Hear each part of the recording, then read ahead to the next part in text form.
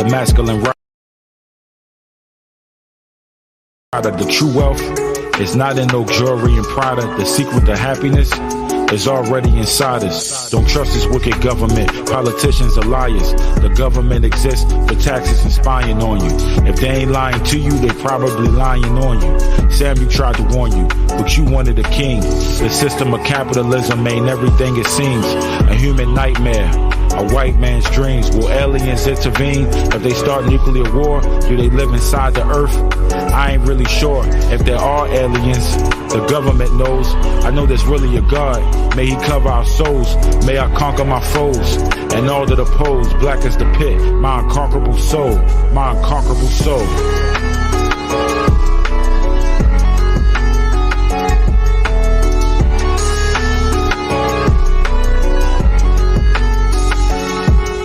Politicians won't save you, they just sent here to enslave you. Your pastor won't save you, they just use God to enslave you. The police won't save you, you better buy a gun before your time is done. There's no time to run, no time to run.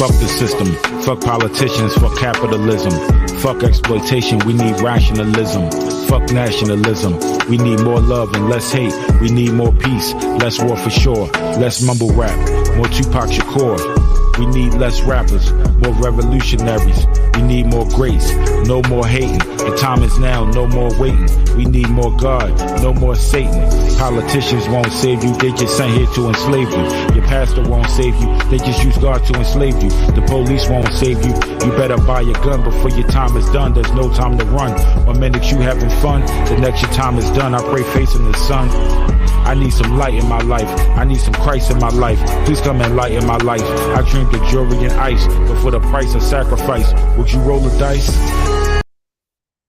Welcome family, welcome, this is Gina with Bijoux Noir, you are tuned into the Blackness, I'm really excited to be here with you guys today. Please, if you're coming in, hit the like button, share the video. We're going to have a live discussion tonight, guys. We're going to be talking about something that, like most of my conversations, I usually pull back. I pull back when I'm not ready to really talk about it because I don't like coming on here not knowing what I'm talking about. We're here. We got Shem, Ham, and Japheth on deck. Now, this is going to be something that is like a runoff of the last discussion that we had. The last discussion that we had, we kind of, came across this situation. We were talking about the Hebrews. We were talking about the fact that, there's a lot of folks, standing in that Shemite line right now, claiming to be the chosen people. Everybody wants to be the chosen people of the Most High. But there can only be one group, right? If there's any. Well, I'm putting that out there because there's variations. People think differently in when it comes to this whole thing of the chosen people. But I wanted to get in deep with it. And those of you that know me know that I've been in these Hebrew streets since 1989. I claim myself as a Hebrew Israelite because that's all I've ever known. Now, that being said, for me, my direction or what I'm doing right now as far as trying to get a better understanding, because the years that I spent in the camps, and those of you that would have been probably up in UPK, when I say camp, you know what I mean. So those of you that would have been in those camps, we were just so in awe about finding out that we were a chosen people and seeing Deuteronomy 28. And to be honest with you, when we got a grip of that, there was no more, it was like we were frozen and we were going to do whatever we were told to do. But that being said, I have to say something. 20 years in, over 20 years in, I have come to a place now where I am asking questions and I am looking at scriptures in a way where I'm looking at the whole globe and I'm trying to unravel a lot of things. There are a lot of things that maybe back in the day that I didn't even question. Like Shem, Ham, and Japheth. You know, we were told we were Shem's line. We were the chosen people, and that was all that mattered. And that there was another group of people that were claiming to be the so-called, chosen people, and that wasn't right. And and you just did what you just was happy to know that you wasn't whatever byword that you had been. But when we talk about Shem, Ham, and Japheth, this goes a little deep. This talks a lot about what has kept us from feeling good about ourselves for a very long time. I mean, this whole Shem, Ham, Japheth thing has worked against us before it started working for. Well, I guess it worked for us in the beginning, and then against us, and then it felt really good to know we were Shem again. Now, this is the whole that has been my travels with the Hebrews and being a Hebrew or thinking I'm a Hebrew. Or man, it's so confusing for me right now because I'm learning so much and I'm trying to decipher it all. I can't claim anything anymore because there's been so much taken from us that right now all I'm doing is I'm taking it all in and I'm trying to be as honest as I can be. I don't know anything, y'all. I'm just learning. So that being said, it took me a couple of weeks, but I think I got some opinions.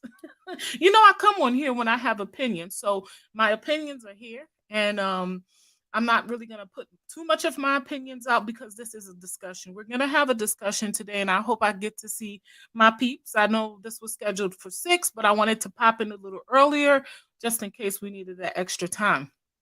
Shem, Ham, and Japheth.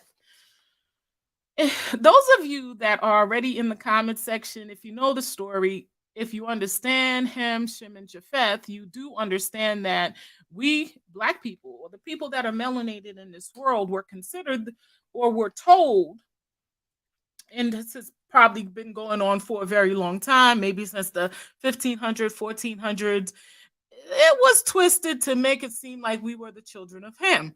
Now, a lot of folks still believe that there is a group of people that are melanated that are the children of Ham. Some of us still believe that.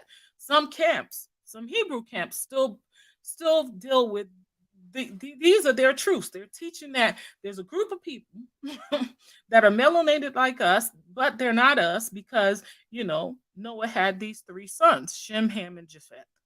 Okay, so that being said, let's get into the, I want to get into, I want to really get in I want to put it out there so we could all understand what we're talking. Those of you that are not, into the Abrahamic religions and don't have much knowledge about, let's say, Shem, Ham, and Japheth, I want you to get a better understanding of what that is. So I got me some clips.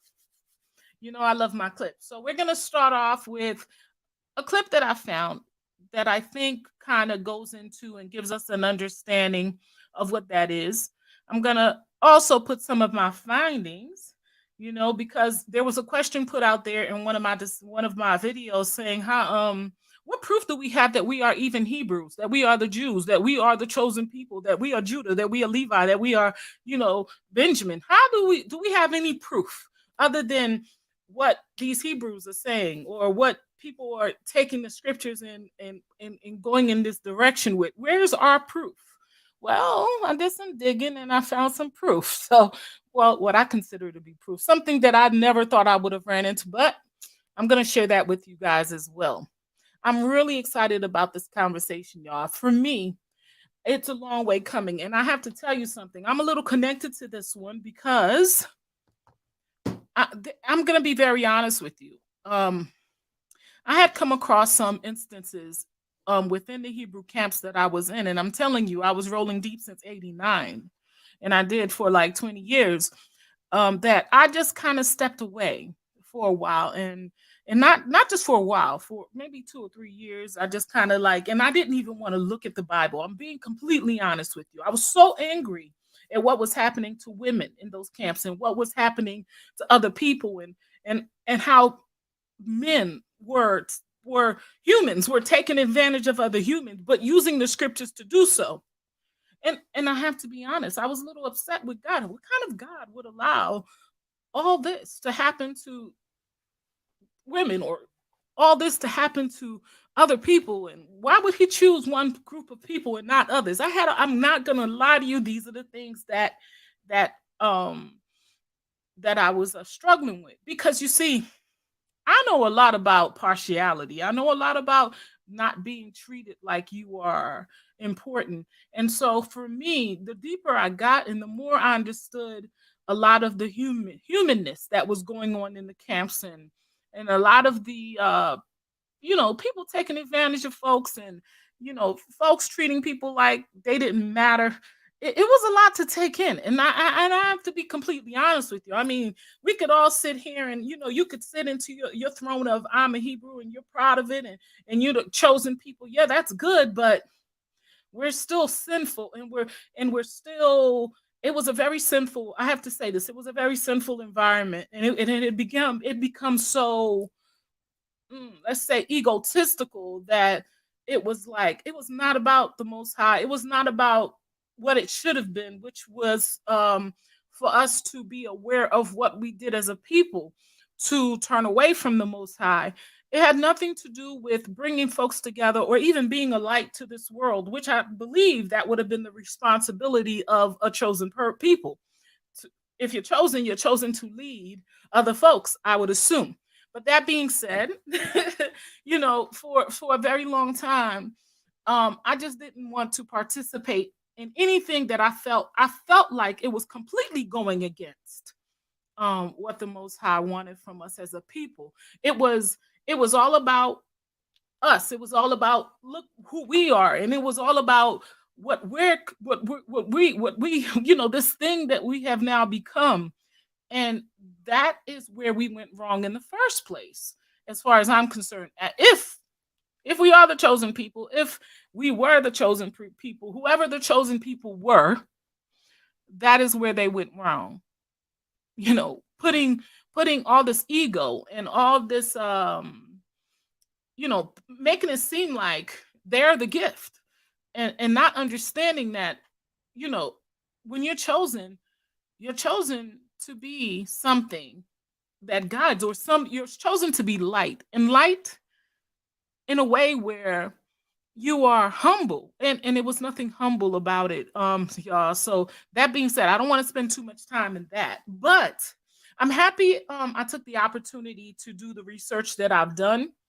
I'm happy that I see that it's been many years since I really sat down and tried to really hear what Hebrew Israelites were saying, because although, like I said, I've been in these streets, in Hebrew streets, since 1989.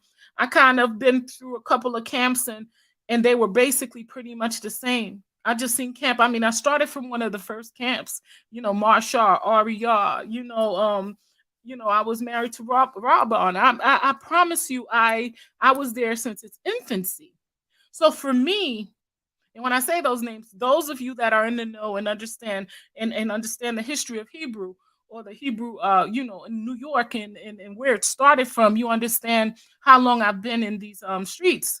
So for me, it was more so, I wasn't willing to compromise. To I was not willing to compromise and be, let's say, less than what I saw in the scriptures. And I was one of those sisters that actually read the scriptures. And I was one of those people that actually I had the zeal, and I had basically backed away from everything just to fulfill everything that I was supposed to fulfill. I was in those camps every day of the week. I was on the streets, making sure I fed the brothers while they were speaking. Man, I went full in. When people came from New York, it was at my house that they came to. The heads, Marshall, Ariyah, Johanna, my home, Robon, my husband. So, that being said, those of you that have any knowledge of Hebrew history or the Hebrew camps, you know what I'm talking about. I wanted to tell you guys something.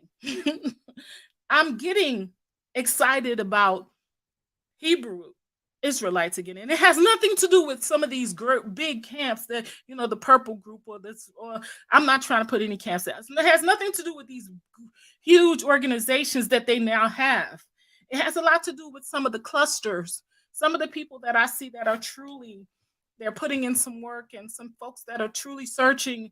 And I truly feel like the zeal of the Most High. I have to tell you guys something. Those of you that don't know, that never met Marshall, because Marshall was an elder, and he was, anybody that know anything about the infancy of the Hebrew Israelites, the UPK, University of Practical Knowledge, that branched off into these different states, and then they became different names, and from those clusters, it's like, it's a root, and all these branches came out just from that one line. And there was this elder, his name was Marshall. And for a very long time, after that man passed away, I mean, right before he passed away, they kind of like stabbed him in his back. But right after he passed away, nothing's been the same. But I'm seeing a couple of young people, young men, that are speaking a lot like him, and really detaching themselves from the big camps, and just really trying to having some of the best conversations about this, and not always agreeing with everything that they see, which is exactly how Marshall would have liked it. So that being said, I was just reminiscing about a very great elder. That being said, let's do this. I'm gonna start this conversation with a little bit of understanding. I thought I might use one of the clips from the Hebrews, but I said, you know what, that's too easy. We have a history to deal with this. Last week we had 2 weeks ago rather, we had Tunija on here. Shout out to Tunija. And we had a couple of other brothers from Africa on this discussion. And we had some people here from the diaspora, some of us that are descendants of the transatlantic slave trade. And as you can imagine, and it's funny because it was the first time that I actually spoke to a continental or heard a continental respond in the way they responded, in reference to being called maybe a Hamite, or to hear brothers and sisters in the diaspora said that we're Shemites, and the reason is because we were the ones that were taken into the transatlantic slave trade, and so therefore that would make them what?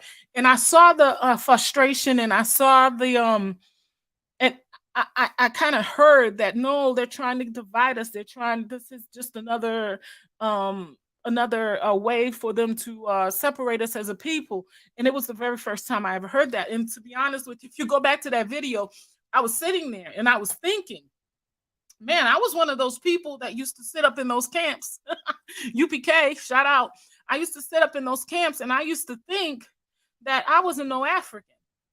You couldn't tell me I was an African, I was not an African.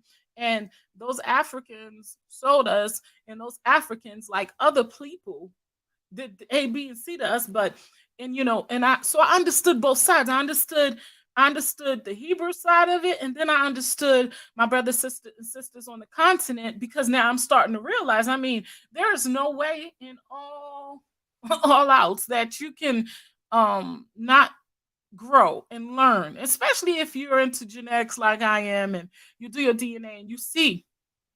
And then you look into the patterns of what's going on in the continent. Then you learn about certain people that consider themselves Hebrews too, like the Limba or the Igbos or the Isan people, or it's so many, it's like, the Ashanti, and there's records that go back to when they were taking us from the continent, that says that they were taking certain types of people. So that being said, it's not, for me, it's not hard to see that we still have our people.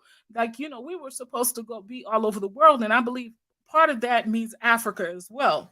So unlike certain people, and I know this is not the view of all Hebrew Israelites. I don't believe, I know it's not the view of all Hebrew Israelites that, the brothers and sisters on the continent are not, that we're different people. I question, I have to be honest with you. I question a lot of things now. There's a lot of things that I'm starting to question, and I'm doing the process of filtering through it all, because to be honest with you, this is my life, my salvation, you only get one time. So if we're talking about this is really about the Most High and this is really about pleasing the Most High, you can't sit up in somebody's camp and just say, do whatever they say do, and hate whoever they say hate, love whoever they say love, and don't, for your own salvation, do your homework. So this is me doing my homework, y'all, and I'm happy to see that I have some folks coming along with me. Please feel free to jump in. I'm going to put the link out soon. But before I do that, I wanted to share a clip with you guys, and then I'm going to share some of my findings. Shem, Ham, and Japheth. Let's get into it.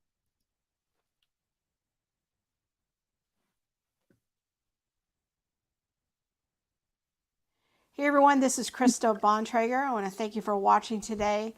And this is part of a continuing series that I am doing related to race issues.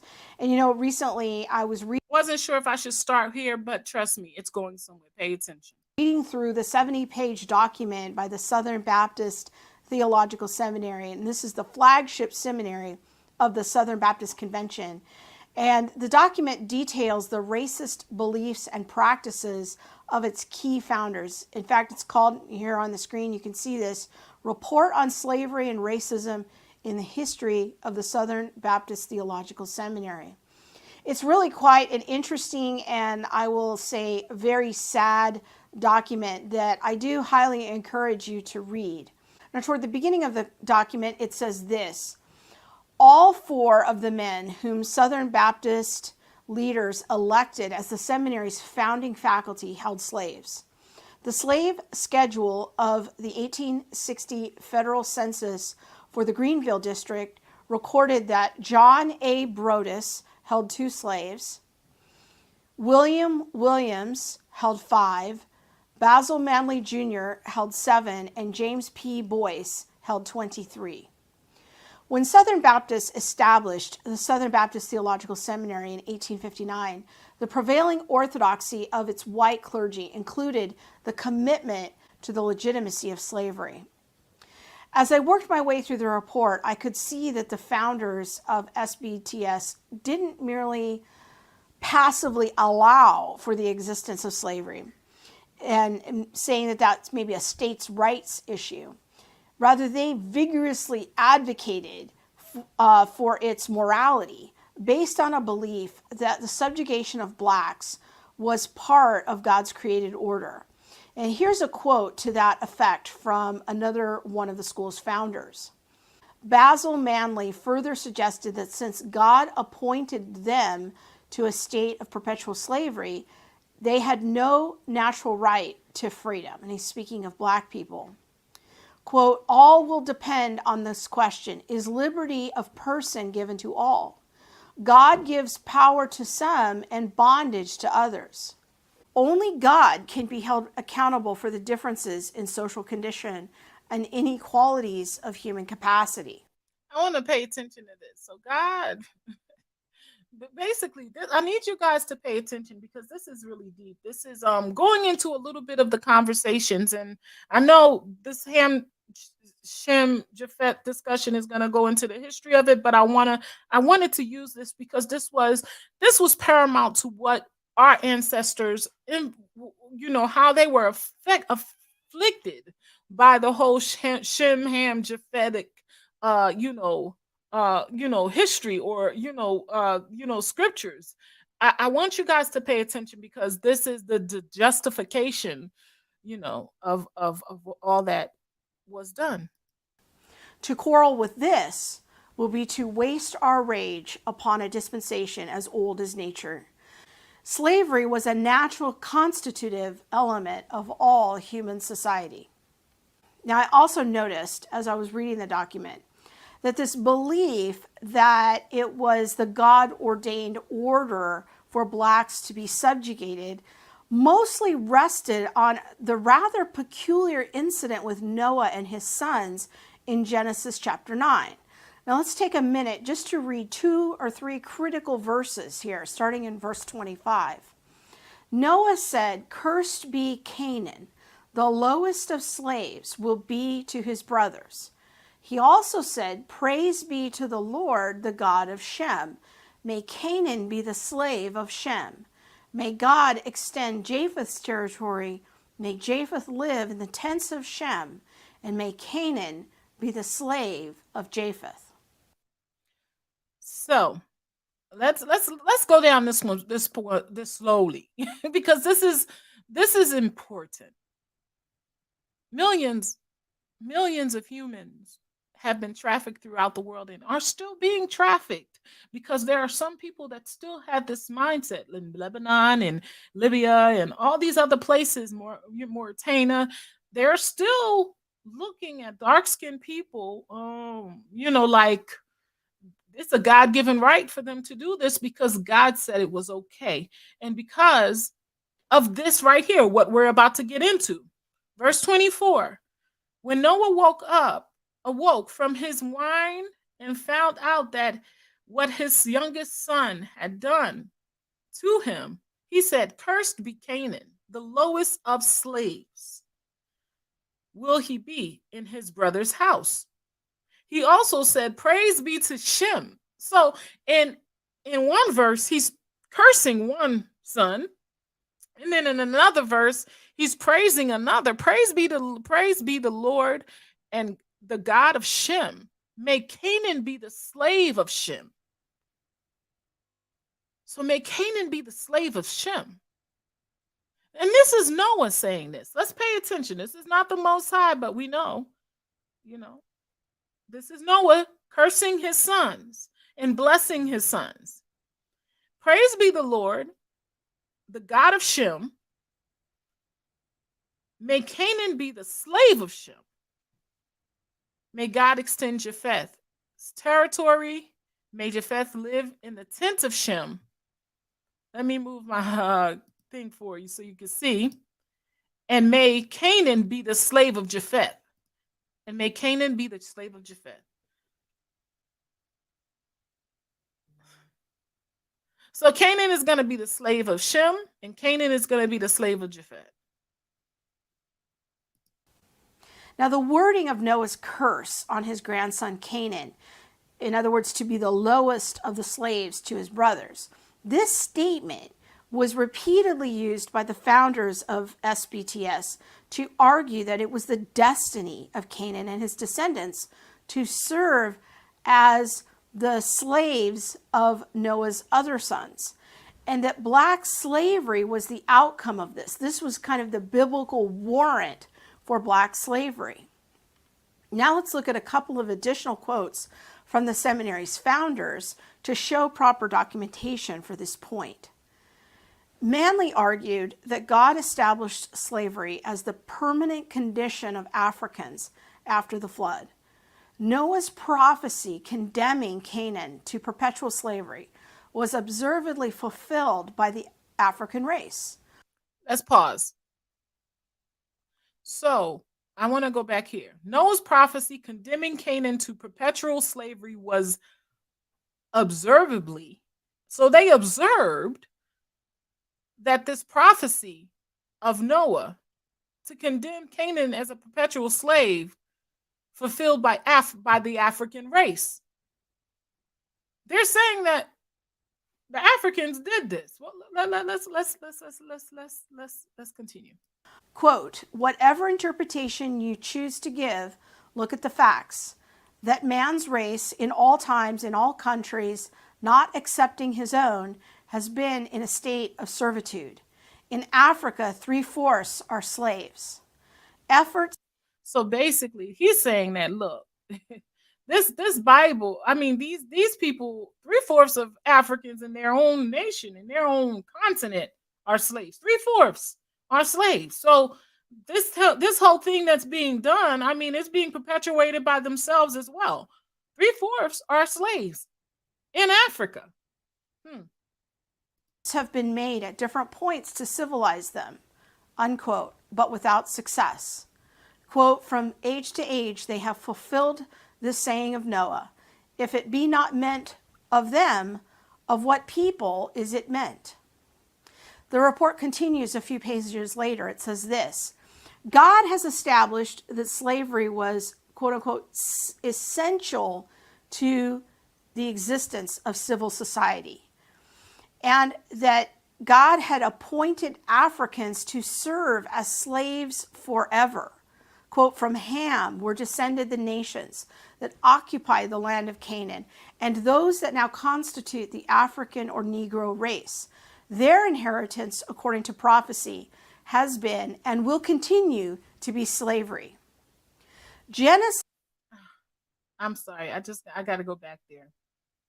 So, from Ham were the descendant of the nations that occupied the land of Canaan, and those that now constitute the African or Negro race, their inheritance, according to prophecy, has been and will continue to be slavery. Nell concluded that the Southern whites would not abolish slavery since as practiced in the South, it was a positive moral good sanctioned by God. And by the nature of things, slavery is advantageous both to white and to colored race. And until it becomes peculiarly evil, so long as we have the Bible. Wow. To be slavery.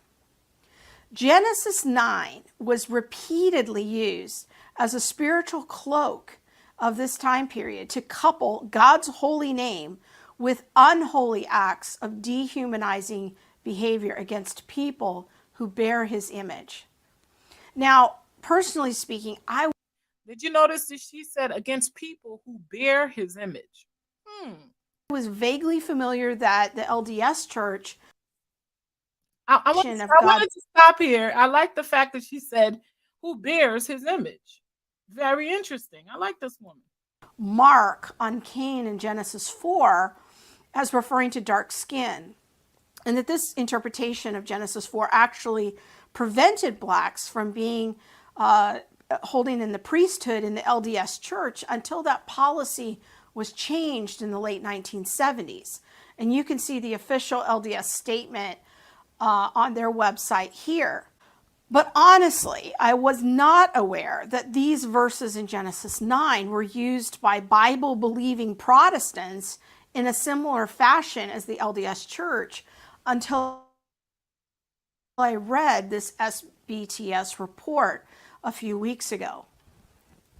Now, the next day after reading this report, I was discussing the issue with a close friend of mine, and she pointed out a passage in an old book by Louis T. Talbot that contains several statements on his views on race.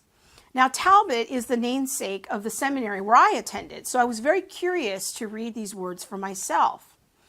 Now, in his classic book, Bible Questions Explained, which was published first in 1938, but you can still get a copy of it right now on Amazon, and it doesn't seem to be redacted. So those of you that need me, let me go ahead and move my screen so you can see the name of this book or the author.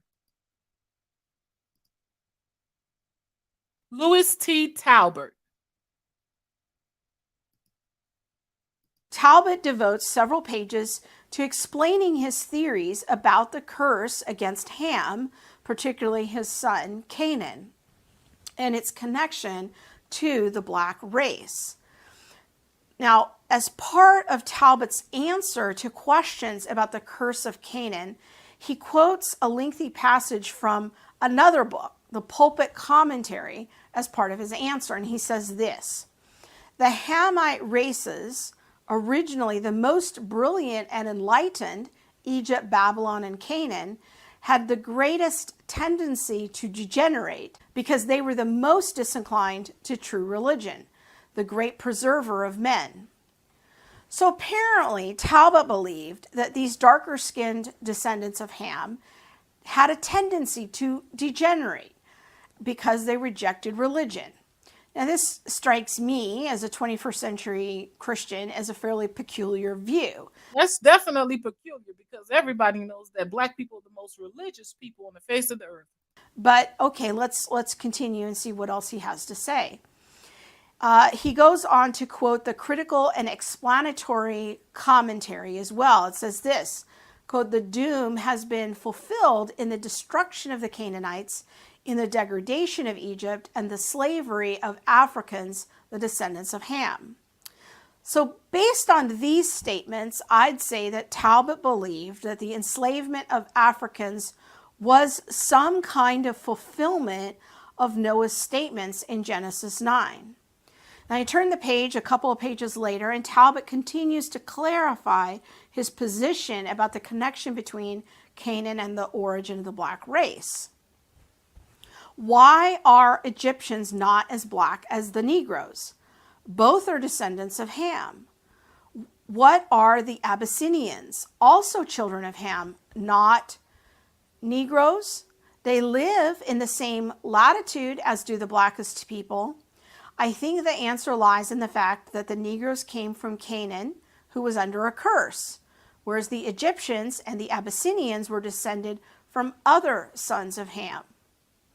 Now again, very interesting. Okay, so in the 1800s, everybody was basically saying that we were basically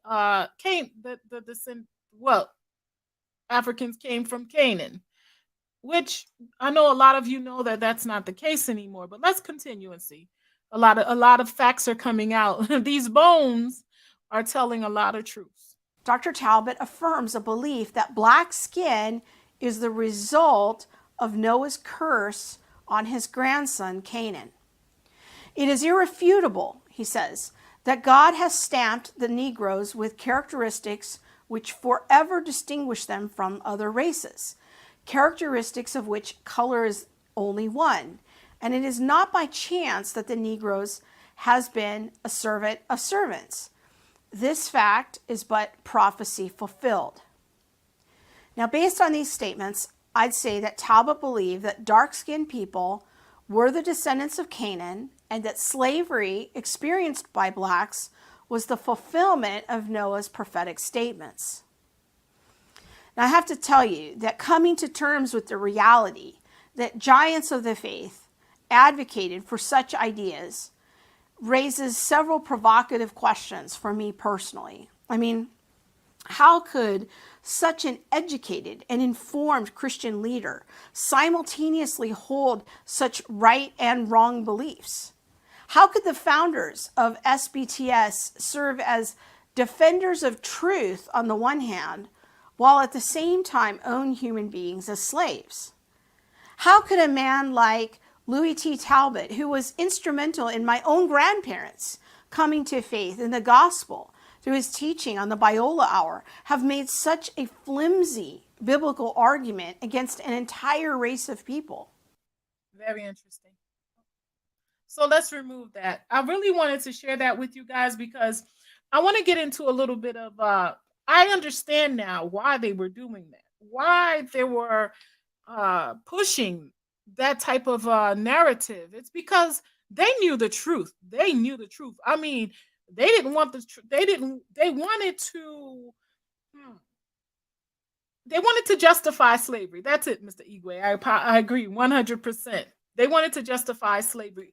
It was not easy looking at there's no way that you can treat a people like that and not have a justifiable reason. You need to be able to sit back within yourself to others, to look at each other in the face and know that you're doing this to a group of people. You need to be able to justify that. But let's go back a little deeper. If we truly believe the scriptures saying that this was prophesied to happen, then did anybody really do this to us, or was it a part of the curse? Well, let's continue. I want to do this. First and foremost, they brought up Canaan. You know, I'm into my DNA. You know, I that's going to be the next discussion because I got some stuff. But you know, I'm into my DNA. So when I heard the word Canaan, I had to go digging because, you know, it wasn't, Ham was not, well, let's do this. Let's first go here. Because, okay, I had to read it over and over again. And it's funny because I don't care how long you've been in the Bible streets, there's a lot you still have to learn. Let's share a little bit of what I had to, what I'm talking about here. So the sons of Noah who came out of the ark were Shem, Ham, and Japheth. Ham was the father of Canaan. So right here in the beginning, where it starts talk, it automatically amplifies, out of nowhere. It just brings up the fact that Canaan, Ham was the father of Canaan. So right here, when they're introducing that the sons of Noah who came out of the ark were Shem, Ham, and Japheth, they've already highlighted, and Ham was the father of Canaan. And that's before we even get into the story. These were the three sons of Noah, and from them came the people who were scattered over the whole earth. So right here, this is the meat of it. This is it. This is okay. So these are the three people that filled the earth. But they highlighted that Ham was the father of Canaan for a reason right there in that verse. So before we even get into the other stuff, we already know there's a situation here with Ham and Canaan. The sons of Noah who came out of the ark were Shem, Ham, and Japheth. Ham was the father of Canaan. These were the three sons of Noah. Okay, I'm sorry, but I had to read that again. And came the people who were scattered all over the earth. Noah, a man of the soil, proceeded to plant a vineyard when he got drunk. So he must have been like, one of those people that have wine cellars. So he was planting maybe not a cellar, but definitely kept some wine. He made wine. So he planted a vineyard. Okay. And then, he got drunk, which I don't think, is probably godly, but hey, it's probably sinful. That's why I say, sin still existed, because I don't think you're supposed to get drunk if you're without sin. I don't know. The sons of Noah who came out of the ark were Shem, Ham, and Japheth. Okay. Oh, I don't know why I'm reading that again. I'm sorry. Father of Canaan saw father of Canaan saw his father naked and told his two brothers outside, Shem, Ham, and Japheth, took a garment and laid it across their shoulders. Then they walked in backwards and covered their father's naked body. Now, right here, a lot of people, they say different people have different opinions of what happened. I don't even need to get into some of that. Some of it is sick, some of it is sicker, and some of it is just, you're not supposed to see the nakedness of your father. Some people say he slept with the father's wife. Some people say he cut off the father's, bits and pieces. Some people say, he was doing something foul, completely to the left with the father. So there's a lot of speculation, but, that's what people do. They speculate. I don't see anything there that says that. It just said it saw his father's nakedness. Now, you could go into certain books and it could tell you the naked meat may mean the wife. That's the father's naked, was, the wife's body. Maybe he had adultery with the husband, with the father's wife. I don't know. I'm not going to put anything into that other than the fact that whatever that was, he wasn't supposed to do it. Their faces were turned the other way so they would not see their father's nakedness. Well, it just seems to me that his body was naked. But let's think about something. Remember in the garden, and it's just something that just came to mind. In the garden, Adam and Eve were naked, and they were ashamed when they had committed this sin. I don't know if I'm saying that right, but they became ashamed, and then they had to wear clothes. So maybe it had became a shameful thing for somebody to see somebody else naked, and so maybe it was just the fact that he was there laying there naked, and the other dude was like, hey, and Ham was like, hey, he in there naked, and instead of covering his father, without looking at him, he actually looked at him and probably was like, hey, that was a sin. You're not supposed to see somebody else's nakedness. Because in this part, it says that their faces were turned the other way so that they would not see their fathers naked. So it makes it seem like he was just naked. It couldn't be no more than that. When Noah woke from his wine and found out what his youngest son had done to him, he said, cursed be Canaan. Man, cursed be Canaan, and the lowest of slaves will he be to his brothers. And it makes you wonder, like, why choose Canaan out of all the sons that Ham had? Was it Canaan that did something? It just seems like Canaan did something. Why? I mean, because Ham had a lot of children. Ham had more children than most of his brothers. Why did they choose Canaan? Well, Canaan was the one chosen. Was it Canaan that actually, saw Noah? I don't know. But there's speculation for that too. There have been, theories on that as well, that Canaan was the one that actually did the thing, and Ham, being his father, told that. Well, anyway, there's a lot of speculation when it comes to that. So cursed be Canaan, the lowest of slaves will he be to his brothers. Sometimes, when I look at this scripture, and I have to tell y'all something, because books have been removed and books have been added, sometimes I feel like, is this some of the stuff that was added? I don't know. I'm just being completely honest. I know folks that, are into certain faiths, are afraid to just say what's on their mind, but I normally do say what's on my mind. For me, I just ask myself, if this was a part of what they use to justify something so vile, who's to say? I mean, if they remove books, can't they add books too? I don't know. I know there's a part in the scriptures that say if they remove anything, that it all becomes void, but that never stopped us from reading it, right? But okay, so he also said, praise be the Lord, the God of Shem. May Canaan be the slave to Shem. May God extend Japheth territory. So Japheth is going to have all this territory. May Japheth live in the tents of Shem, and may Canaan be the slave of Japheth. So basically, this Canaan just, I mean, Canaan is, I mean, it's it. He's in. He's all kinds of Canaan. Now, when I say this, I'm here to say, if it was Ham that saw the nakedness, why wasn't Ham? Why wasn't it Ham? Why was it Canaan? And then, how many children did Ham have? Many. Ham had many children. Why, when people talk about the curse that Noah put on Ham, they make it seem like he put it on Ham, when it clearly states that he put it on one son, Canaan. So Ham had how many sons? Let me see if I can get, I should have had a graph of that for y'all. But Canaan has quite a few sons. And the fact that it was only on Canaan that the curse was put makes me wonder why that is. Like, why was he not, why wasn't it the oldest son? Usually, it's the oldest son, based on a lot of what I saw, your firstborn will be this, or your firstborn, but it was the youngest son.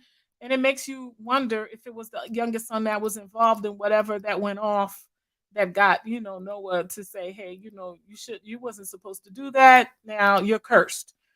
But that being said, Ham wasn't cursed, nor was his other sons cursed. It was just Canaan. And so I was always confused. And now I'm a little bit more confused. I have to say I'm confused because I've been in camps where people would be like, descendants of Ham, and they'd be screaming that these people are cursed. And I'm like, well, it's not the descendants of, it's a descendant of Ham. It's just Canaan. And Canaan alone, no one else is mentioned to be cursed. Everybody else is fine. It's just the descendant of Canaan, I guess, or Canaan and his descendants, but it's not the descendants of Ham. So that being said, I'm gonna move on now from that. But I was a little stuck on that, and I'm still stuck on that. I'm still trying to figure out why the certain camps or certain people always bring up Ham. Well, Ham, yes, he committed the thing, but the curse, if we're talking about the curse, it would have been on Canaan. And who is Canaan? That's where, there was a lot said about, throughout history, we've been Canaan. We've been the ones, that was us. We were the black melanated people throughout the world were treated a certain way because, that's how God wanted it, because it was God's intent for these people to be treated this way. The curse of Ham is a form of prosperity gospel that provides theological justification for pride, greed, racism, and partiality. That was the best statement I could find in regards to that, because to be honest with you, anyone that's using that whole genre, Ham was cursed, they're using it to say you're not like us. We're chosen, you're not chosen. Matter of fact, you're cursed. It's funny, it's really hard seeing Black people say that to other Black people. It's really hard for me to see that, because after everything that we've been through and continue to go through, it's not like it stopped. We're still chosen. I mean, even though DNA proof have come out, and I've got my proof because you know I do that Canaan was not melanated. Here we go. Genetic analysis shows that the DNA of ancient Canaanites, let me back that up, it's moving a little too slow, lives in modern day Lebanese. The Canaanites lived at the crossroads of ancient world. Anybody that ever read the scriptures understand that they were supposed to be completely destroyed. The Canaanites were supposed to be completely destroyed. It says it in the scriptures that the Canaanites were supposed to be completely destroyed. But some of them lived with Shem. Wasn't supposed to, but in another story in the scriptures, you see that. But now science and the Bible are starting to, these bones are starting to talk. There's a scripture in the Bible that actually says that, y'all. And you know, it's one of my favorites. I think I took it down, but there's a scripture that says that, I can't find it. I took it down. What? Is this it? Nope. Psalms 85, 11, 13. King James Version, y'all. Truth shall spring out of the earth. Truth. So the lies that were being told to us, truth now is starting to spring through archaeology, through these people that's picking up these ancient remains. Truth will spring out of the earth and righteousness shall look down from heaven. And that's what's happening. So all the while, people have written books. They have justified themselves for slavery. They have justified themselves for their prejudice, for their partiality towards the non-melanated people, and their disdain or their hate or their prejudice towards melanated people, based on the fact that these people were the descendants of a cursed people, the Canaanites. So let's go ahead and read. Genetics expected that their DNA would become substantially mixed with incoming populations over the centuries. But the study found that today's Lebanese share 93%. Today's Lebanese, they have 93% of their DNA, of the ancient Canaanites. So wait a minute. So the Lebanese, they're the Canaanites? They're still here? You mean to tell me they're not us? They're not the Africans on the, in West Africa, or the sub-Saharan Africans, they call us. So the people that are actually in Lebanon or in that area come up with 93% of their DNA matching with the Canaanites? That is something. That is something, because to be honest with you, when I saw this and I was like, and I'm into my DNA. But for me, it's a question of, now that this has come out, there are so many people. I'm telling you, I took a DNA test not too long ago. I uploaded to my Living DNA. And I was watching some videos. You guys should go watch it. We're going to have a discussion. I'm going to share my findings. They actually show you your tribe, yo. I mean, more tribes. I was just like, what? UK have all the facts, because this test is coming from Britain. So that being said, going back to this, this right here just tells you something. When I was watching the videos before I while I was waiting for my results, there was a lot of Jewish people, you know, white Jewish people that took these tests and very upset because it kept telling them that they are from Levant or from Lebanese or they are European, but they didn't give them any Jew ancestry.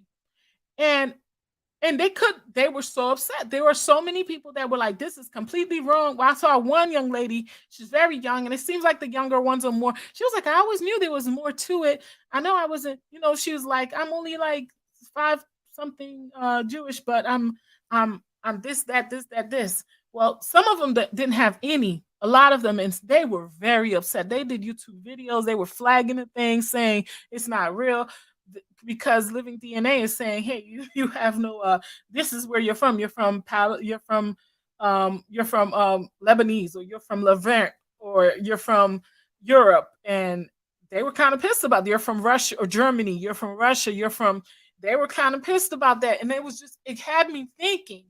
And then I didn't really find this video yet until I went looking. I was like, wait a minute, Lebanese, Canaanites, what's going on? So, oh my God, there was so many videos and so many documents out there. This was just found, y'all, that they have located people, ancient remains. They are matching up with Lebanese people that live in Lebanon today share 93% of their DNA with the ancient Canaanites. And this is major for us because, to be honest with you, this was being the seed of the Canaanites was the justification for slavery. That was justification. That was the justifiable reason that some people were able to go to sleep at night, was because they felt like they were doing what God willed for a group of people. That these people, this was happening to them because this was what God willed for them. No joke. Okay, so let's go on.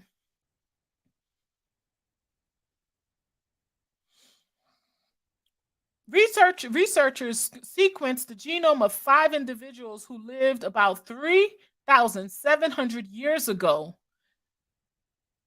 Let me move my thing. Canaanite city-state Sidon. So Canaanite city-state of Sidon, now in Lebanon.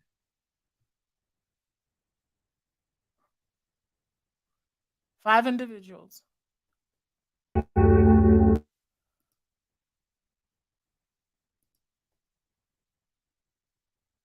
The team compared the genome with those of 99 Lebanese people. The study of cultural implications presenting the unifying message of society. I can't see the word. We all belong to the same. I don't know. This is funny. And then it ends saying we all belong to the same people. We have always had difficult pasts. Oh, this was not just difficult, man. It was not just difficult being considered the people. It's funny because now that the Lebanese are coming up as the people of the true descendants of the Canaanites, now that the Lebanese are coming up as the true descendants of the Canaanites, and it's not the Black people on the continent or sub-Saharan Africa or the people that they took into slavery because it justified. It's funny because I went into tried to do some research about Lebanon because I really wanted to understand what these people were like. And I kind of felt sorry for a minute because I was like, okay, so now, are they considered, these people, now they're saying that they're the descendants of, but then do you know that in Lebanon that they're holding, they're still practicing slavery with melanated people? I was blown away. The slavery is still a thing. Africans are going into Lebanon. People are taking their papers. They're not paying them. They're not letting them leave the country. They're beating them. The thing that stood out for me, and all that I was learning earlier, was the fact that one of the justifiable reasons that they gave for slavery was because it's done so much, it was being done so much in Africa. The Africans themselves was treating themselves as if they were the Canaanites, that one man said, right? But we don't even know who. I mean, when you think about it, we talked about this many times on this channel. If you treat yourself a certain way, if you treat yourself a certain way, you can't expect others to treat you differently. That part for me was one of the parts where I was just like, well, okay. I couldn't even learning everything that I've learned now. I can't say it's not true. I can't say that they went into an Africa that wasn't already participating in their own form of slavery. And I know there are some folks that'll be like, "Oh, this was what it was throughout the world, whatever." It doesn't make it right. And we all know, based on now, how hard we could be on ourselves. I promise you, I'm telling you right now that it just amplified everything for me. And I could see now why it's still happening in Mauritania, why it's still happening in Lebanon, why it's still happening in Libya and all those other places that it's happening in Haiti. You know, our folks are still enslaving each other or allowing or selling our, these young Black females or males that are going into these countries are being sold to them by people that look just like us, telling them that they're going to go get a job. But I don't want to get into that. I don't want to lose focus because I got some stuff today. I'm going to put this link out because I know I'm not going to be here that long tonight. But I really wanted to share this because, yeah, I could have came in here and just made a basic discussion about Ham, Jam, and Japheth. But to be honest with you, the big elephant in the room is Canaan. It's Canaan because that's where the curse is. That's where the curse lies. It lies with Canaan.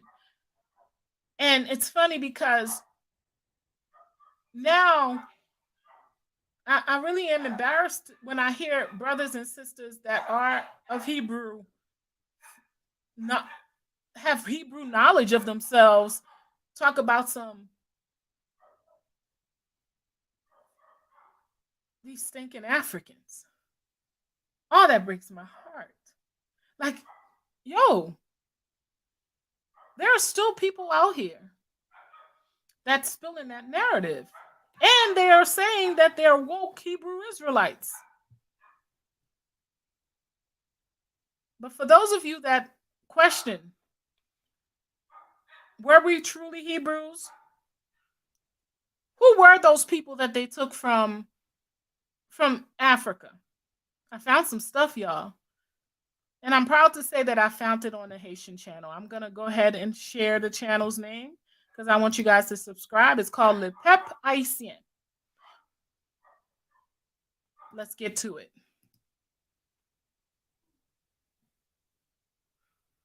Well, let's take a look at history. I'm going to have to read through some of this. Has been kept hidden from Negroes.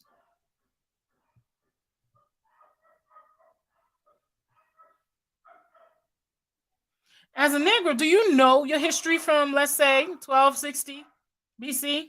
I know I didn't.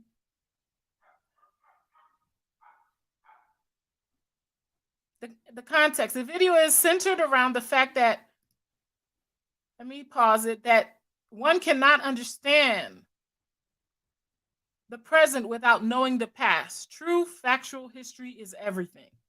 I agree.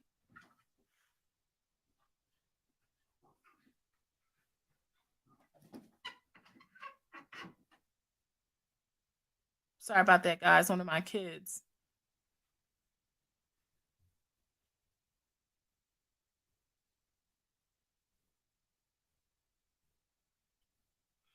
Without this information, we will remain confused, ignorant, and gullible.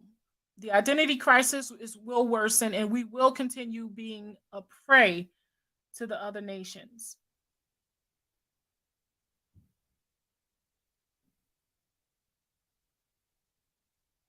First, let's look at the newspaper from 1766. So this is, let me pause this. This is the name of the paper if anybody wants to go look it up.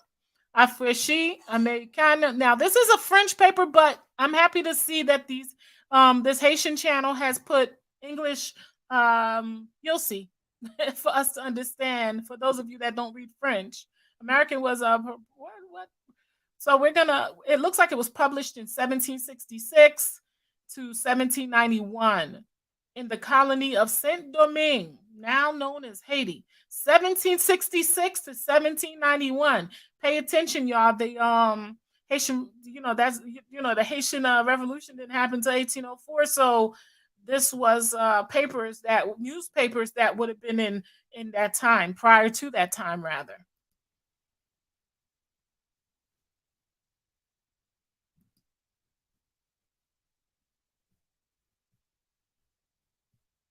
Its scope's very broad. Okay, its scope was very broad. It covered details of ship arrivals, price of goods, slaves. Okay, you're moving fast. For this video, we will only look at the ship arrivals. Okay, cool. You want to see where in Africa? Okay. So it's basically going to give us an idea of where in Africa did some of these slaves come from.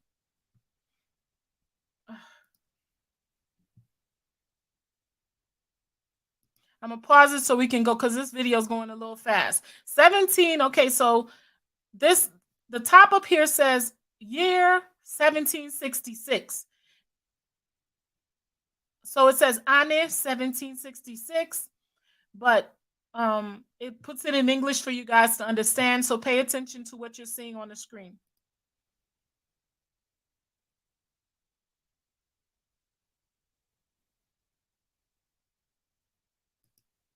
Okay, so mercredi 15 janvier,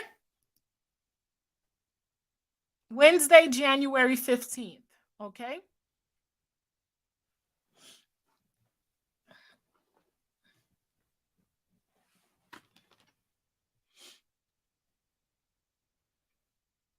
I've the arrival of the merchant ships.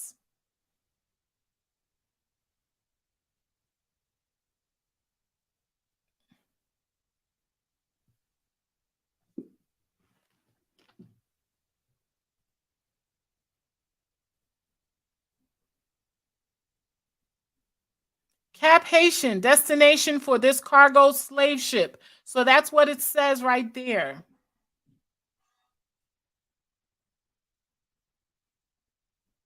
Cap Haitian would have been the capital in Haiti in 1700s. Or Saint Domingue.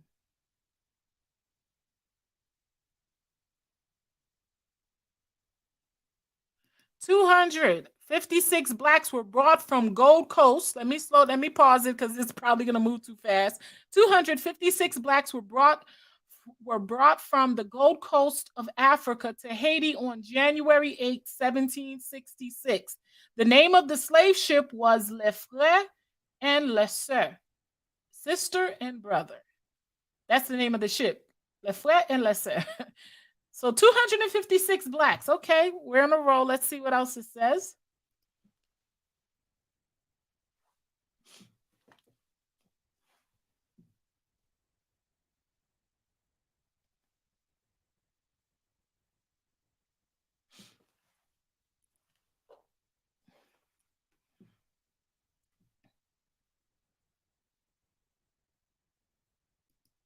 Okay, so now it says 297 blacks were brought from the Gold Coast of Africa to Haiti on the ship called Let. We will look at the announcement again on page 22 of this same publication. It has more details.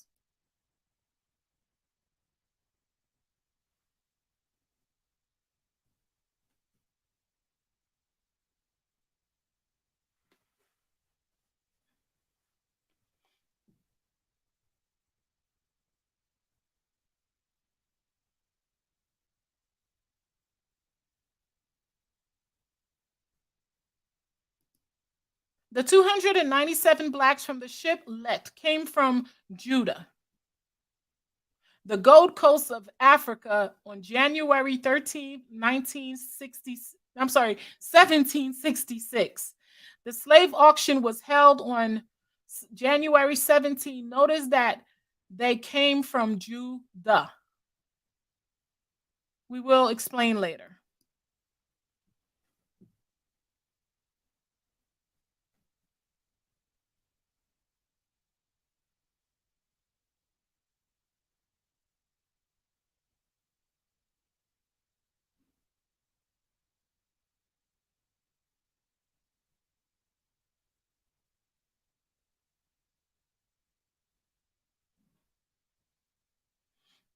Okay, so this says year 1766, publication 43, page 361, Wednesday, October 22nd.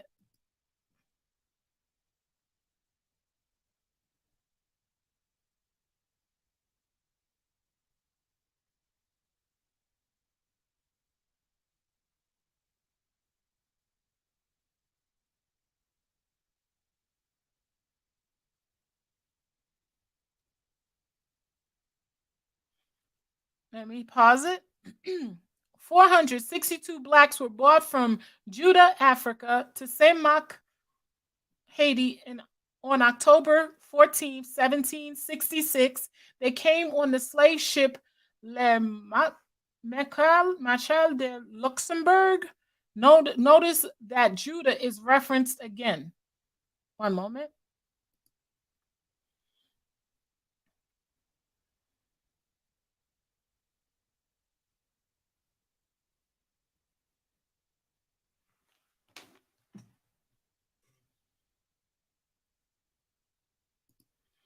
Okay, a quick summary of the slave ship data we just looked at. 256, Gold Coast, Africa, Cap Haiti, January 8th, 1766. 297, Judah, Gold Coast, Africa, Cap Haiti, January 13th, 1766. 462, Judah, Africa, Saint Mark, Haiti, October 14, 1766. So these are the records. This is what is stamped on the records. And anybody could go to this website and look at this. The information is truly there, just like that. Hold on, let me continue.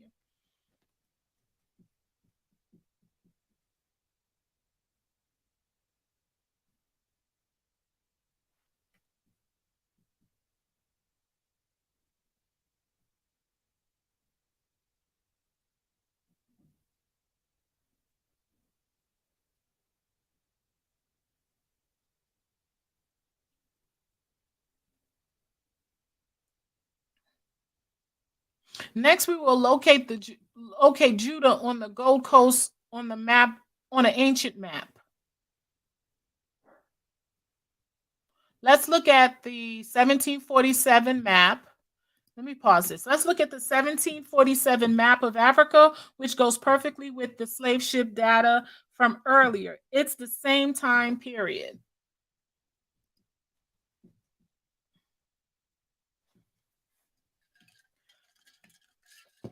Our goal here is to identify the people who were living there so that we can trace their history.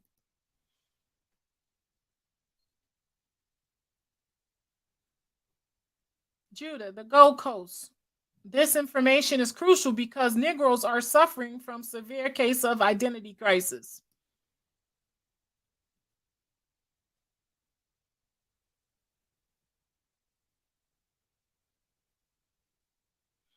All right, I'm gonna pause this and remove myself so we can see the full screen.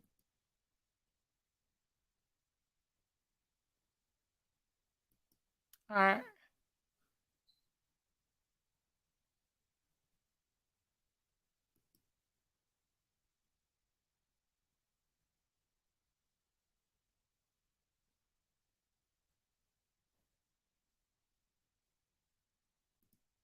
Do you guys see that? It says Judah right on top of what is that? Proper? I don't know. Guinea? I guess proper Guinea? Proper? Yeah. I see it counties and I see Judah right there. Oh.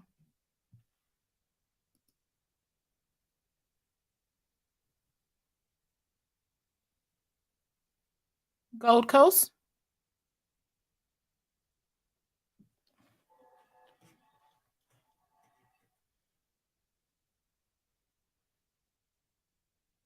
Kingdom of Judah. Oh, so the K and M, it stands for kingdom. Okay. Of Judah. The Gold Coast and Judah correspond to the area that extends from modern-day Ghana to parts of Nigeria west to east. Let's illustrate using a current map.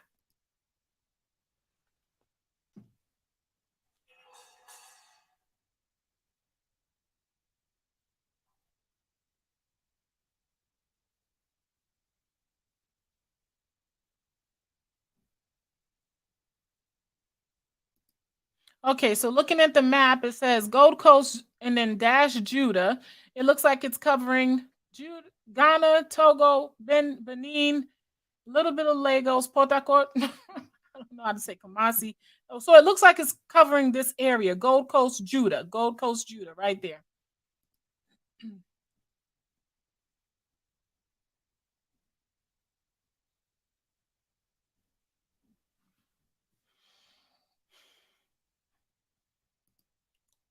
Why was that area called Judah or the Kingdom of Judah?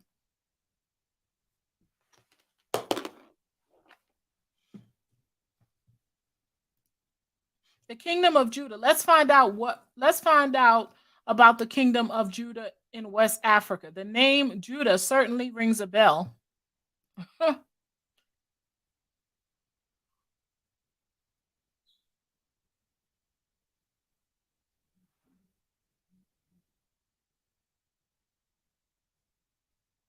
First, we will look at the book from 1888, which is right around the time prepared for the slave ships data we looked at earlier. Okay, so he's about to reference a book that was written in 1888.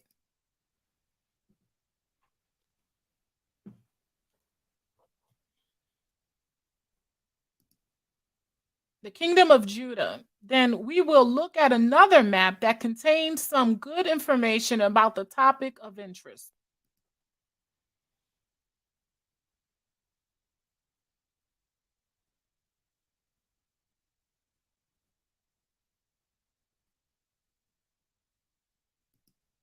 And I have to go look for this book. It's called Earth and Its Inhabitants, Africa. At least, okay, so I guess it's in French, but let's go. Oh, the author was French. This book tells us why it's called Judah.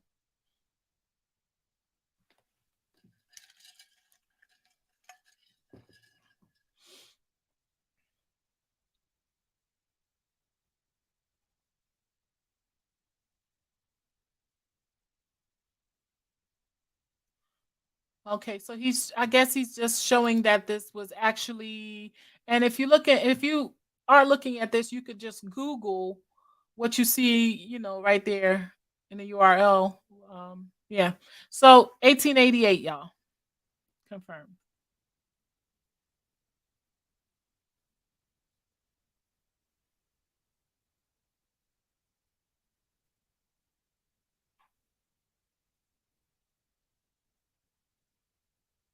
The old writers called, let me pause it because it's moving a little fast.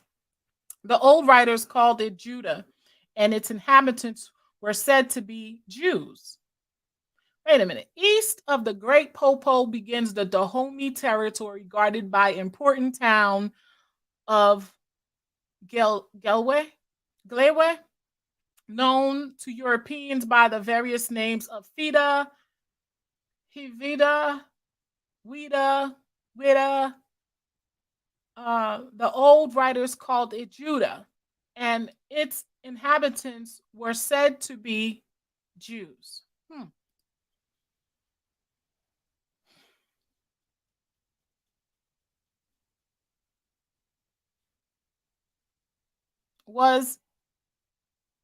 Judah was inhabited by Jews. Okay. It gets even better on this next map.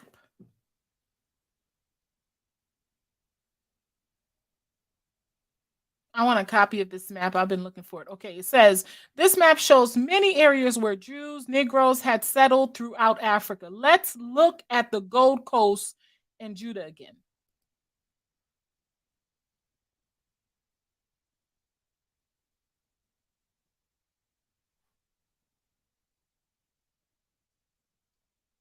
Anybody know where I could get a copy of this map? Let's see. All right, so all right, pause. Okay, so I don't know what I'm looking at. I guess those of you that are from the continent could let me know. Okay, so I guess that's Dahomey Jews. What? Um, Jewish trace right there. This is an old map. Okay, let's keep going because I see Dahomey. Okay. Around the Gold Coast, they were known as Dahomey Jews. The kingdom of Judah was conquered by Dahomey.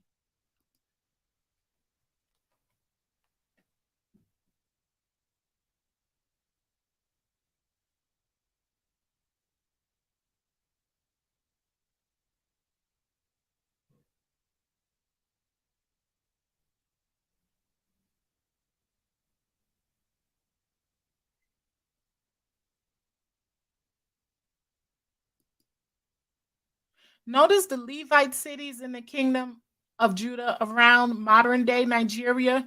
You can read about Levite cities in Leviticus 25, 32, 33. Benai Ephraim means children of Ephraim, Israelites from the northern kingdom. Okay, so, all right, I see what he's saying. Levite cities. Okay, some of my people would be Benai Ephraim. This is all in Nigerian. What he says? Modern day Nigeria. Okay.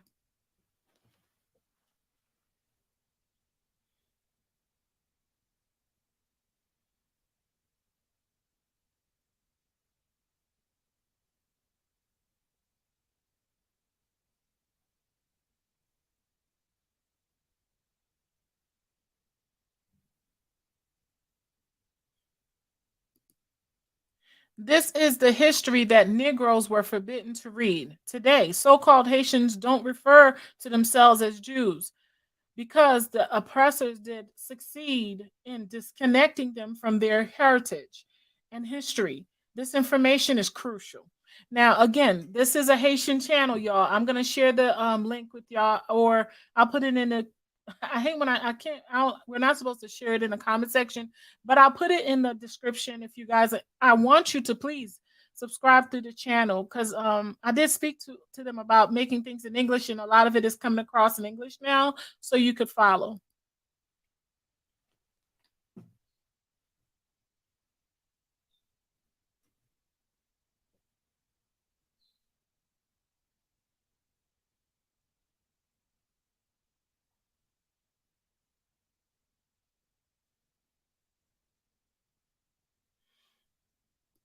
Migration of the Jews throughout various parts of Africa.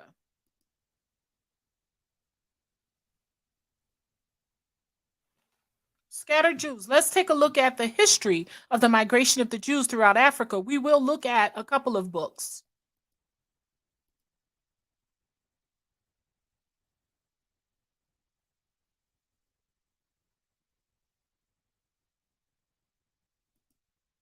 Scattered Jews. This history is well documented throughout many books, so be sure to take notes as we will give out the books in reference.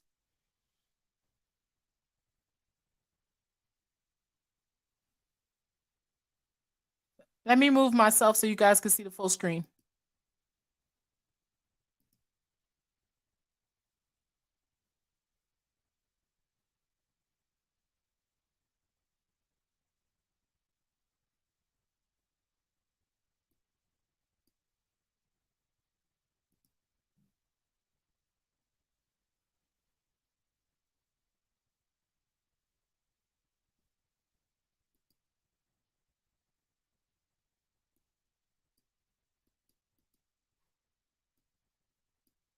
You're 65.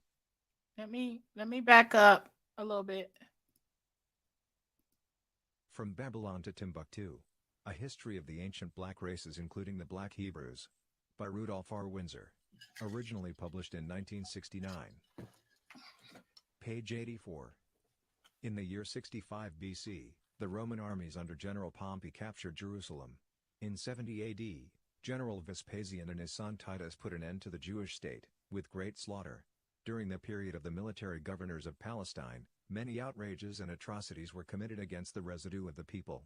During the period from Pompey to Julius, it has been estimated that over 1 million Jews fled into Africa, fleeing from Roman persecution and slavery. The slave markets were full of black Jewish slaves. Pages 115 and 116. In order to satisfy Queen Isabella of Spain, King Manuel of Portugal promulgated a royal decree expelling the Jews and Moors from his country in 1496. The Jews who were expelled from Spain and Portugal were scattered throughout the Mediterranean coasts. It is estimated that over 100,000 Jews departed from Spain and Portugal during the persecution and the expulsion. Some of these Jews went to Northern Europe, Italy, and Turkey, but most of them went to Muslim countries of Northern and Western Africa. These black Jews would naturally go to African countries most of all, because of less persecution and they could disguise themselves easily among blacks.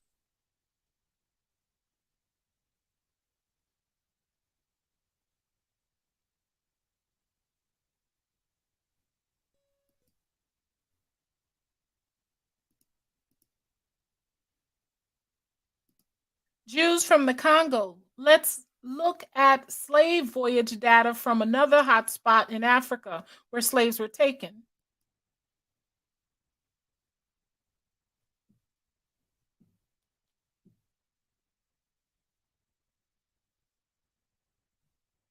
Lots of Haitians descended. Jews were taken from the Kingdom of Congo. Again, this channel, guys, is really geared to Haitians.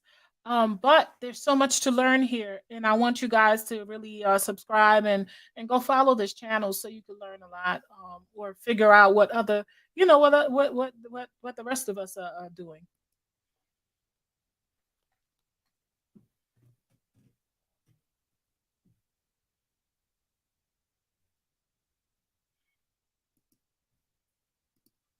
Year 1766, publication 1, page 1.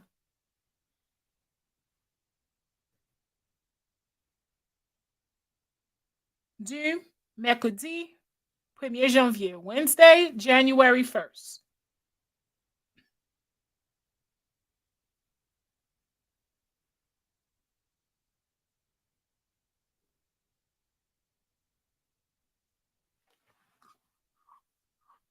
Arrival of merchant ships. Arrival of merchant ships.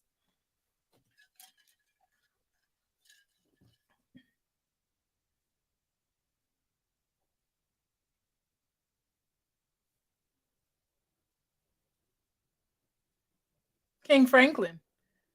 All right. Thank you for joining me, Mr. Franklin. I've missed you. All right, guys. So right here, the French is telling us 532 blacks were brought from the coast of Angola, Africa, to Haiti on December 27th, 1766. The name of the slave ship was Le Jupiter.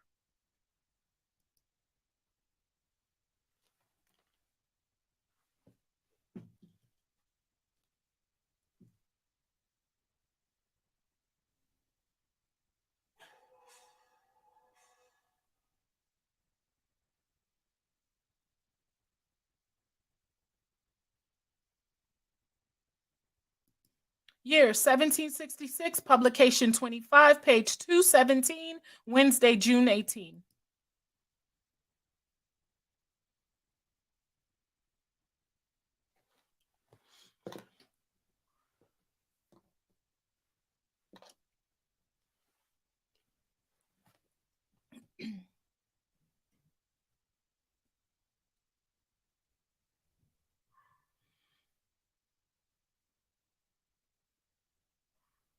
Let me remove myself so you can see the whole screen.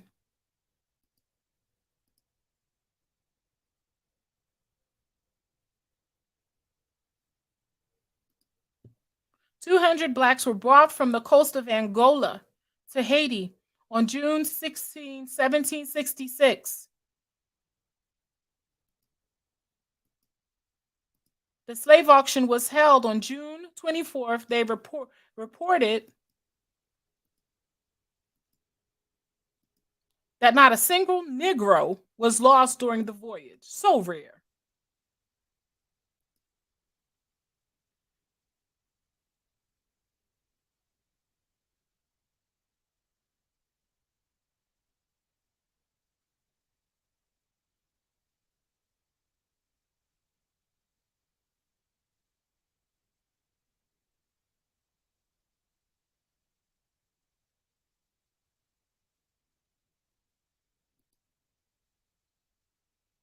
Year 1766, publication 27, page 233, Wednesday, July 2nd.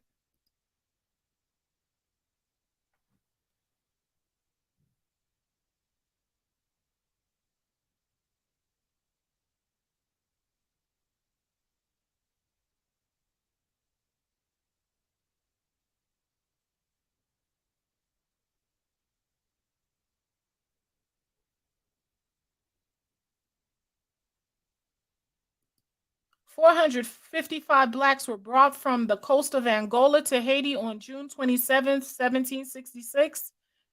The slave auction was held on July 1st.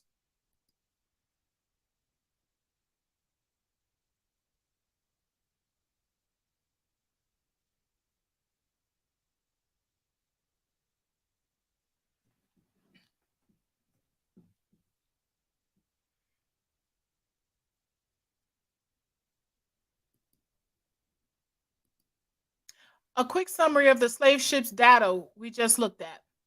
532 from coast of Angola, 220 from the coast of Angola, 455 from the coast of Angola. And look at the dates. Not too far apart from each other, especially the one in June. They had 2 voyages in June.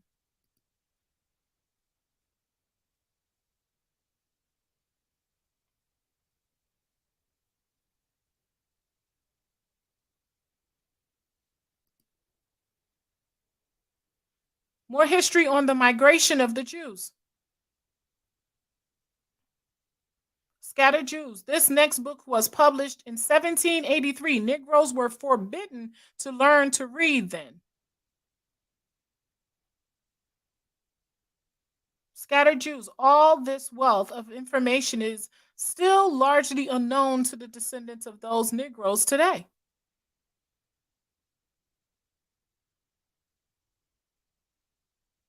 I will remove myself so you can see the full screen.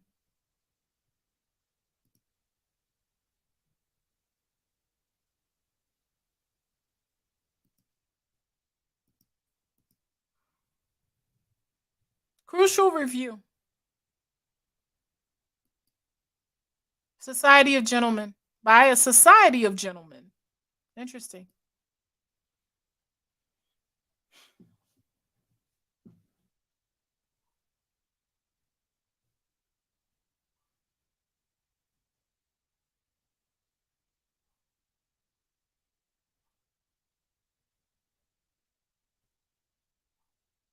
And that famous bull, by which he granted the unknown world.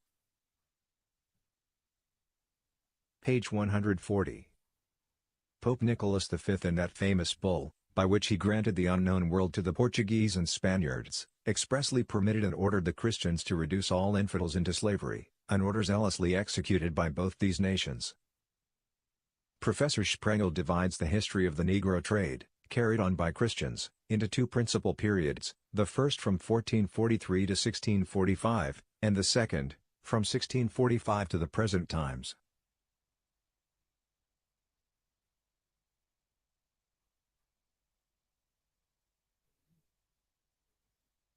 Page 141. At length the Portuguese, in 1471, discovered the Gold Coast, and ever since, the intercourse between Portugal and Guinea was continued.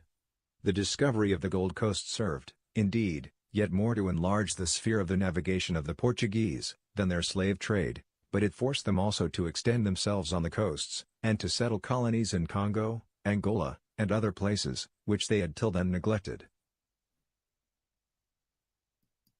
King John II in 1492, expelled all the Jews to the island of St. Thomas, which had been discovered in 1471, and to other Portuguese settlements on the continent of Africa, and from these banished Jews, the Black Portuguese, as they are called, and the Jews in Luango, who are despised even by the very Negroes, are descended. These Negroes were purchased in Guinea, Congo, and Mana-Congo, and So, specifying the Jews of Luango. Where's Luango? I need one of y'all to come up here and tell me some of these places. Congo, Luango.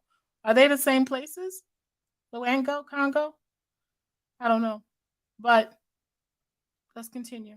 the colonists had plantations furnished with from 150 to 3,000 Negro slaves.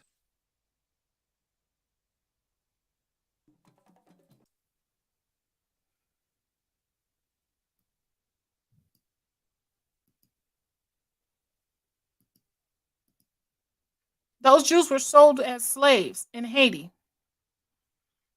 Okay, so the manifests that you're looking at are all manifests that were found in the archives in Haiti.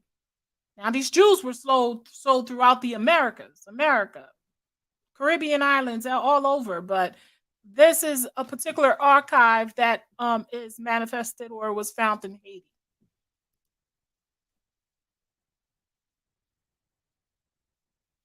Let's look at the map from earlier again.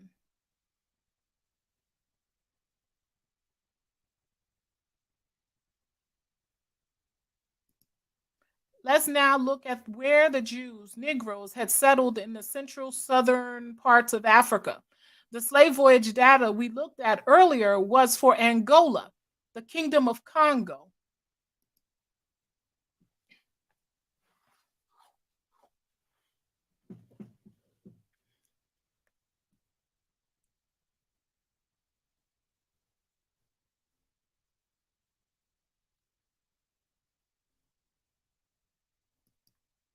So I see Gabon.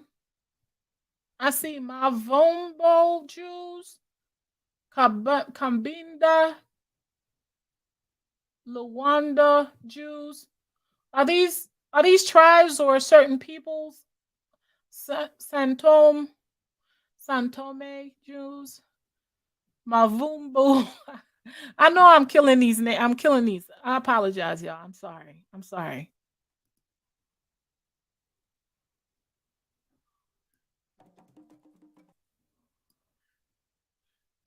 Okay, so let me read. It says, Luanda Jews, Angola, Mavumbo Jews, Gabon. Okay. Saint Thomas Jews, the island of Saint Thomas. Angola and Gabon were part of the Kingdom of Congo. Oh, okay. Okay. The Kingdom of Congo.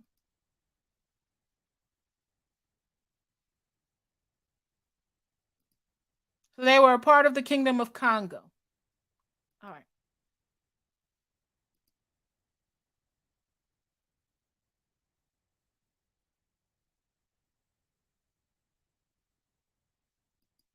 Remember that the Jews, Black Portuguese, were expelled to Portuguese settlements in Africa.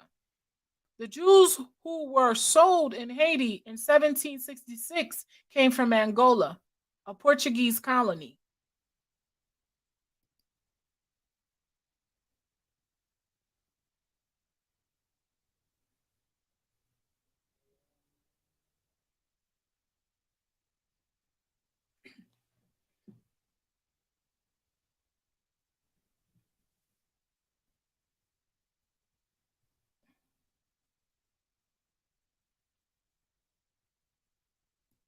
As you just saw, the migration of the Jews into various parts of Africa is well documented. The nations knew whom they were getting as slaves. It's only the Jews themselves who've forgotten their history, or rather, were stripped of their history.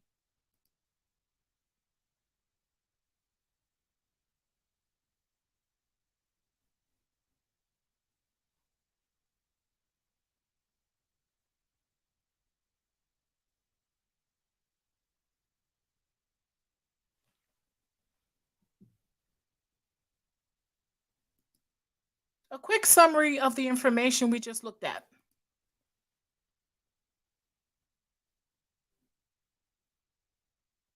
We looked at some of the records of the slave commerce in the colony of Saint-Domingue, which is now Haiti.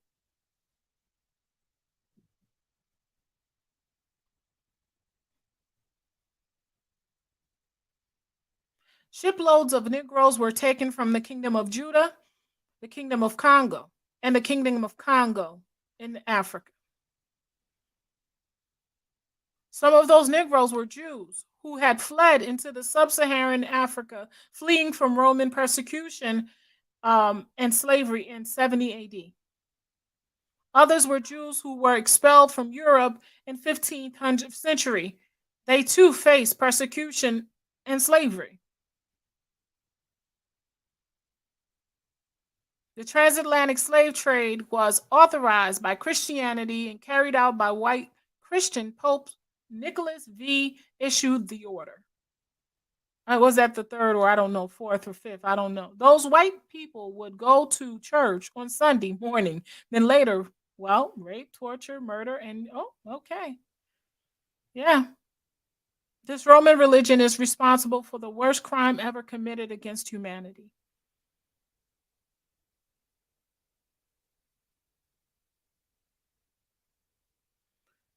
He asks, what does all this information mean?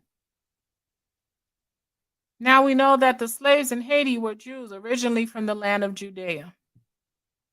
But not just in Haiti, y'all. These slave ships were dropping us into different places, meaning a mother would go to Haiti, they would drop the husband off in America somewhere.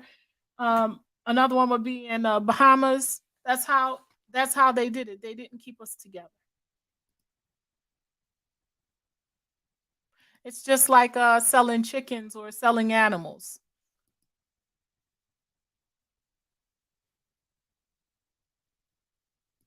So that means we can easily trace the history of the Negro through thousands of years as far back as to the second millennium BC.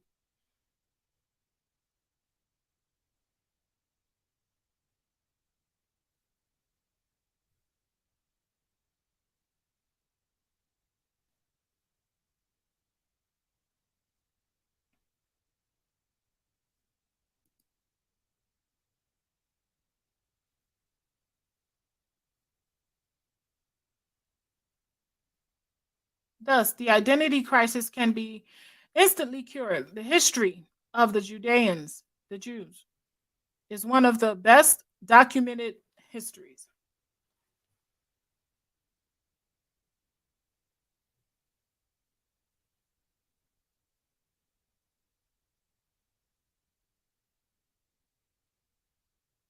All right, so I'm going to take this video off now, and I want to ask you guys, I'm going to put the link out.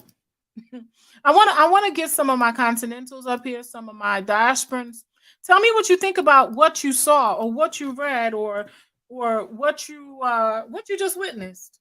Because you see, a lot of folks, when we think about the Hebrew Israelites and we think about some of these people that are now discovering or coming to terms with the fact or a reality that they may be the chosen people of the Most High, of the Creator. They may be, I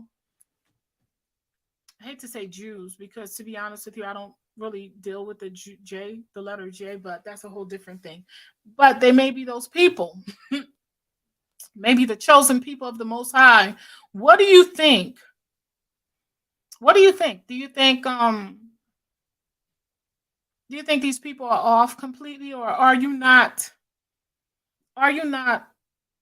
able or willing to go look and do the research to really see, is there something to this? Now, there's a light bulb that comes on, of course. Now that we know that that the Canaanites are someone else, it was never the melanated people in Africa. The issue, my question now is, so would that make all of African Shemites? Maybe. I'm really interested. I haven't gotten there yet, but I'm really interested to find out. I have a second clip for you guys. Just hang in there.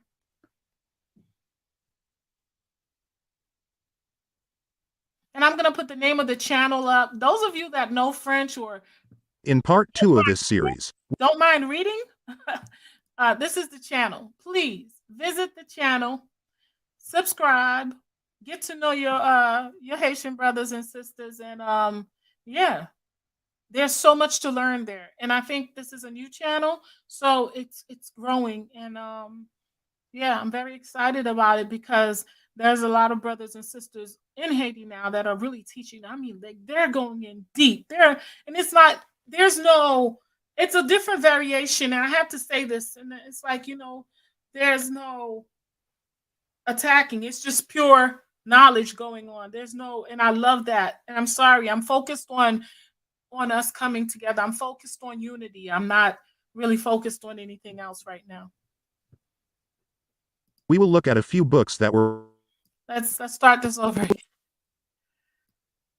This is part 2, guys, and then we'll be done with that.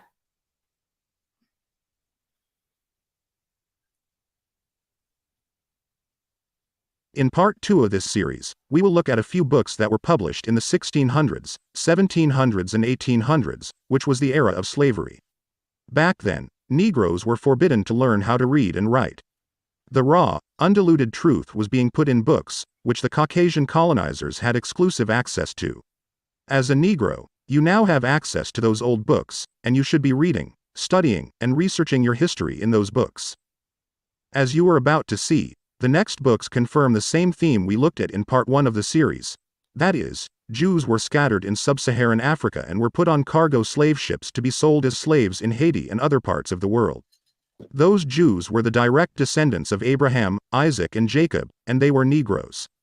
So-called Haitians are the descendants of those Jews.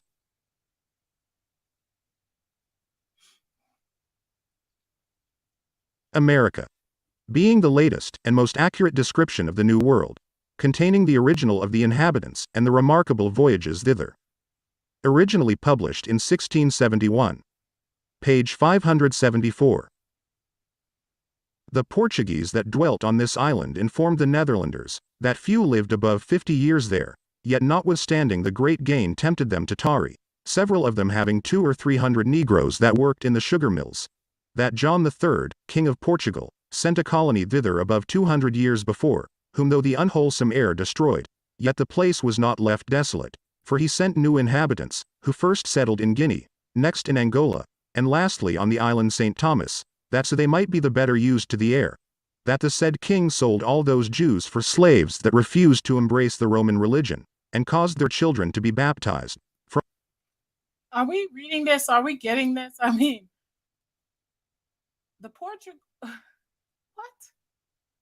I didn't see this part. I promise you. I kind of took the second one and I was like, okay, I'll use it, but I didn't really get to see it fully.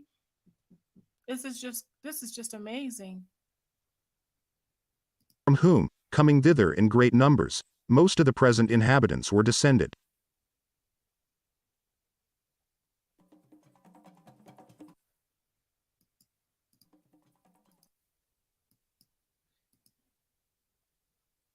The niggers who were working in the sugar mills on the island of St. Thomas. Oh, gotta go back. I didn't get it all. The island of St. Thomas were the Jews that the King Portugal had sold as slaves. Some Jews were also sent to Guinea and Angola, where lots of Haitians come from. Haitians are Jews. The Jews are black. Book 2. And again, this channel is really geared towards the Haitian community. So a lot of his reflection or statements will go towards for the Haitians, because trying to wake as many people up as possible. System of geography, ancient and modern. All right. Atlas Geographus, or a complete system of geography, ancient and modern, for Africa. Originally published in 1714. Page 39. The present Christians in Africa are partly strangers and partly natives, some of them slaves to the Turks and barbarians and others free. Some of the Jews who inhabit both sides the Niger derive themselves from Abraham. Others fled hither from Asia when Vespasian destroyed Jerusalem, or from Judea when it was wasted by the Romans, Persians, Saracens, and Christians. Some were banished from Italy, in 1342, from Spain, in 1462, from the Low Countries, in 1350, from France, in 1403, and from England, in 1422. These all differ in habit, and are divided into several wealthy and numerous tribes, but have no dominion, are despised of all nations, and so abominated by the Turks, that they are not admitted to be Mohammedans unless first baptized, and then made use of only to receive their customs, and gather in their taxes.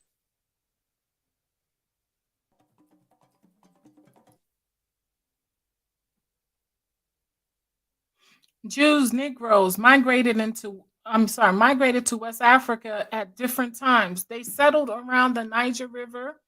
I want to go back. I want to get that. They said, did I go back too far? Okay. Settled around the Niger River, that is around Guinea, Ghana, Nigeria.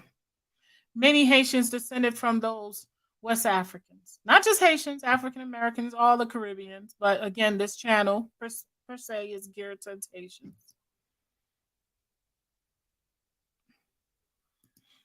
Negroes, Jews ruled Europe during the Dark Ages. They were banished when Rome came back into power. They went into Africa, and some ended up as slaves in Haiti. More on this later. Loads of videos on this brother's channel, y'all, and he's making it accessible not just to Haitians because of the language, the French, but also to our African American brothers and sisters, or anyone that speaks English, really. All those of us that speak English.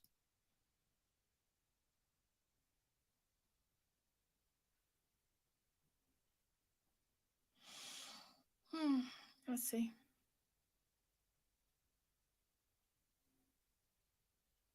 Book 3.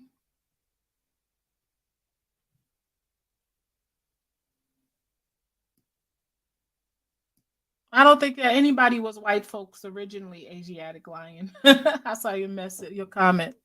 I don't think anybody was originally. There's a story behind that, I know.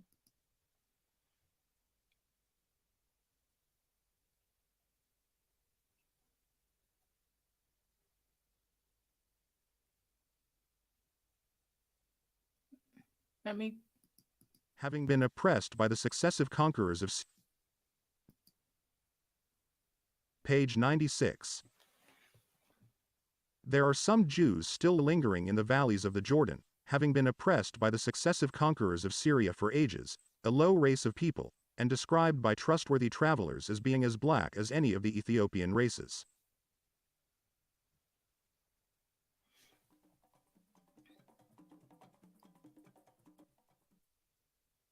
The Jews who were living around the Jordan area in Middle East were black Jews, or Negroes.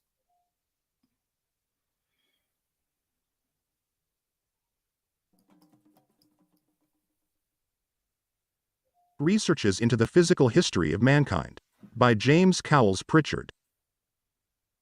Originally published in 1837. Page 309. A remarkable fact in the history of Loango is that the country contains, according to a statement which was fully credited by Oldendorp, himself a writer of most correct judgment and of unimpeachable veracity, many Jews settled in the country, who retain their religious rights and the distinct habits which keep them isolated from other nations. Though thus separate from the African population, they are black, and resemble the other Negroes in every respect as to physical characters.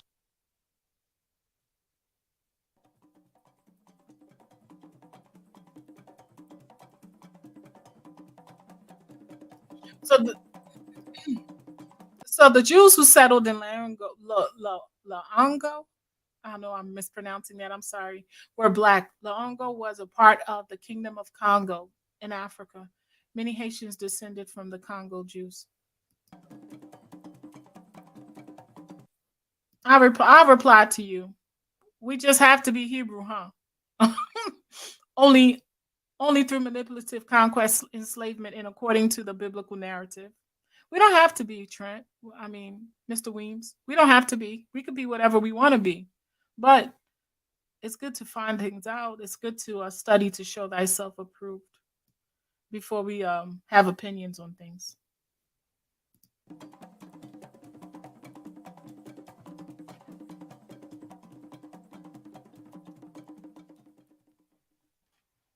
An account of Timbuktu and Houssa, territories in the interior of Africa. Is that Hausa or what? Is there a place called Houssa, Timbuktu, and Houssa? Is that a place or a person? I don't know. By El Hage and Salam Shabini, with notes, critical and explanatory. Originally published in 1820. Page 475. This place is reported to be inhabited by one of the lost tribes of Israel, possibly an emigration from the tribe of Judah.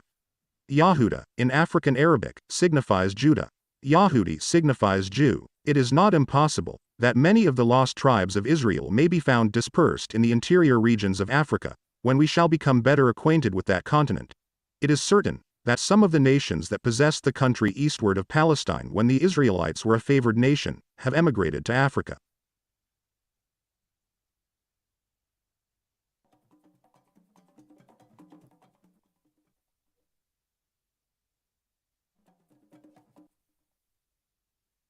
Okay, so the children of Israel, Jews, were dispersed in the interior regions of Africa. The Negroes who were sold as slaves in Haiti descend from those Jews.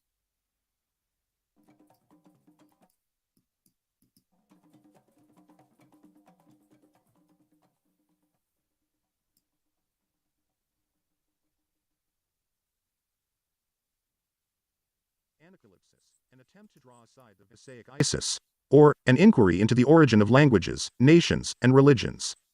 By Godfrey Higgins. Originally published in 1836.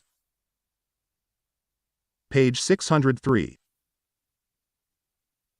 The tribe of Judah was... Pay attention, guys. If you have to go back, he's referencing many books, giving you the pages, giving you the dates, the author.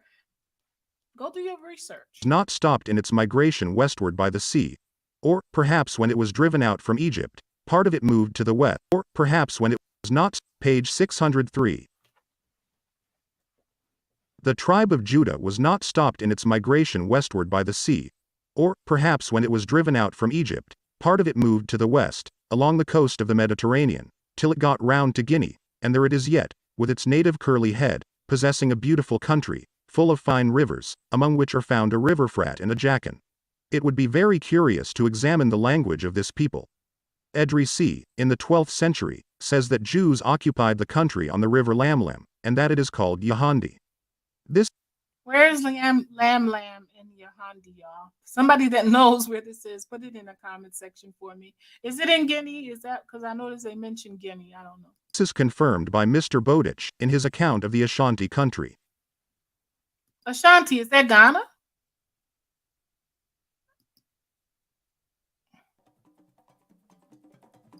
Jews had settled around Guinea and the Ashanti country. Okay, Ghana and other parts of West Africa. Their curly head, oily, woolly hair is the signature of the Negro. The Jews are black.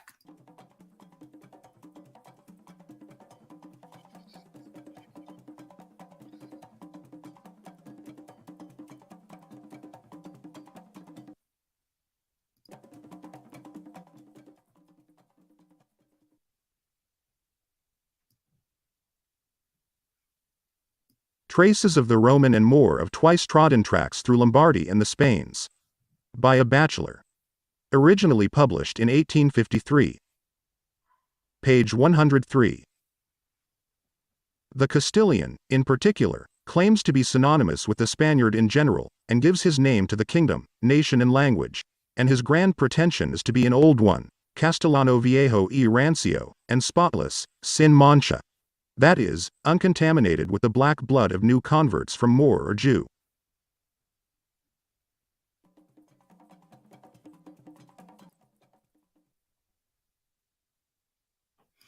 So after conquering the Jews in Spain, the Caucasians abhorred intermingling with them on many levels. They were hated for being black. Later in the series, we will look at some of the horrible crimes that were committed. Let me move myself so I can see the rest. Committed against the Jews in Europe. Okay, guys, like I said, you have to go to the channel if you want to watch the whole series, okay?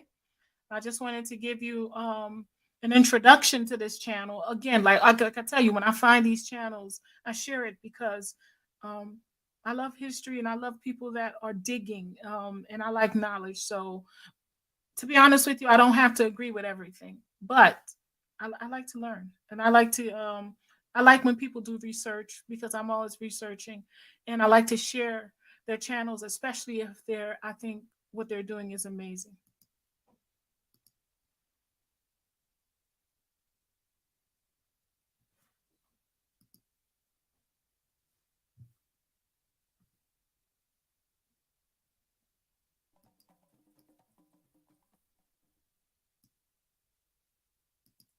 All 7 books documented the same thing about the Jews. They were all black. They were scattered throughout Africa, and they were enslaved by white people in Europe and Africa.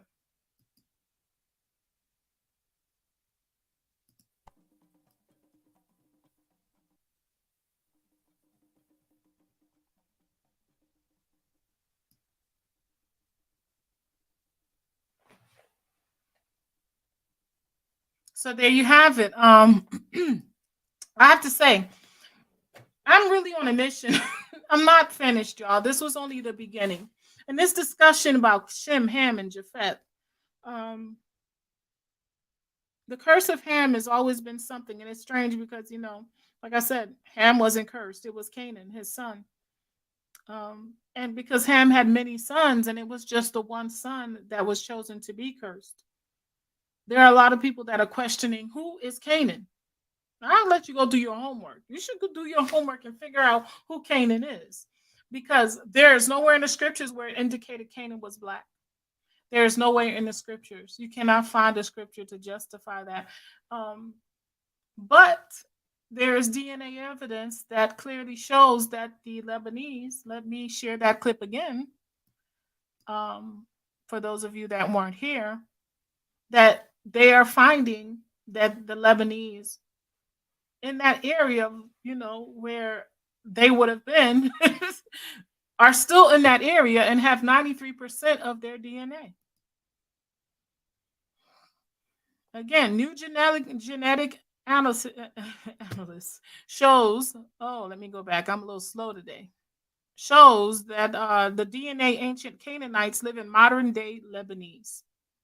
The Canaanite lived at the crossroads of ancient world.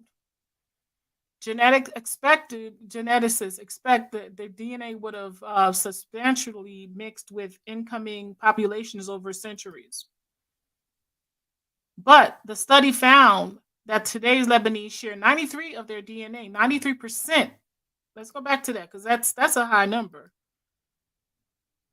Researchers sequenced, so I guess it didn't go back. Researchers sequenced the genome of 5 individuals who lived about 3,700 years ago in the Canaanite city-state of Sidon, now called Lebanon. So back then it was called, so if you're reading the Bible, you'll probably see Sidon, but it was back now it's called Lebanon.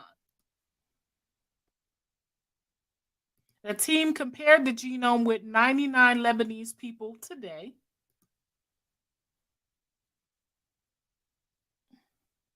The study has cultural implications, a unifying message in the society, divided along political and wow. So it's got cultural implications. I wonder what that means, y'all. Do you know what that means? It has cultural implications.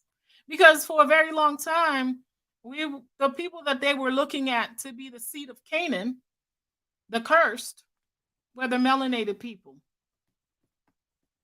And that's not the case at all. And it's funny because we find a lot of melanated people today still looking for melanated people to be the cursed.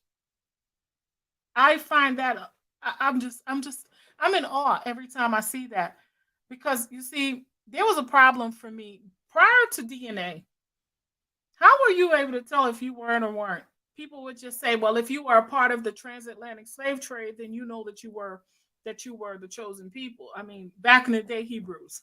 But the more we learn about DNA, the more we start to understand about the people that are on the continent, we understand now that these Hebrews or these Jews that were taken off the continent, that wasn't it. Every Jew was not. There are people on the continent, and now this whole thing with Canaan, and I have to do some more research because I'm at awe with it and still researching it. Does that mean that all Black people are Shemites? I don't know. I don't even understand, to be honest with you, because there's been so much lies and so many things taken or kept away from us, and because there's been so much reversal of, I'm gonna put on your coat and I'm gonna put my coat on you and say this is who you are, because this is really what has been happening. Because that has gone on for so long, it really is scary when people tell me that they are 100% sure of anything now. I don't know about y'all, but I'm completely like, I'm learning every day because lies are just coming out of the woodwork. I mean, it's just coming out of the woodwork. There have been books taken out of the Bible, for Pete's sakes, that some of us were afraid to look at because we were told not to look at it. In the camps, out the camps, if you know what I mean.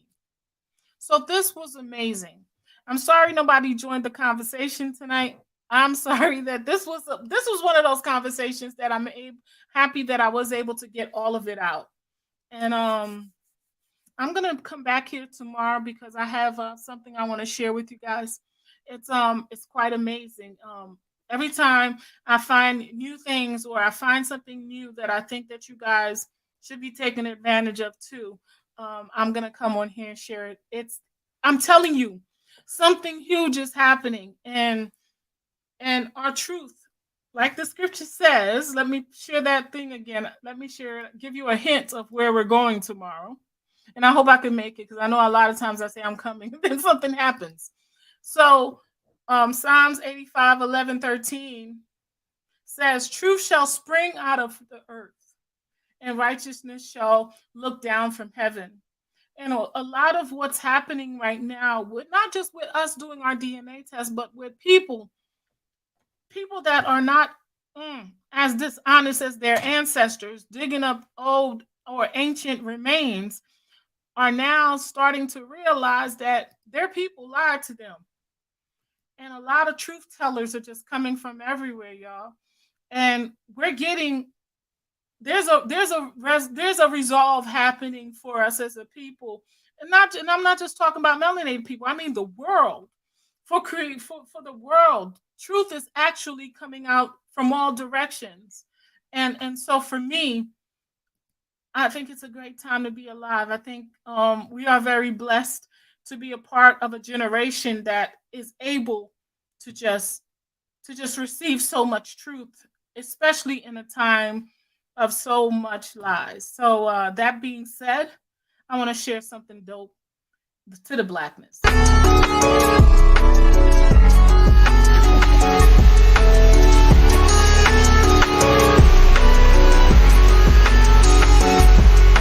Politicians won't save you, they just sent here to enslave you.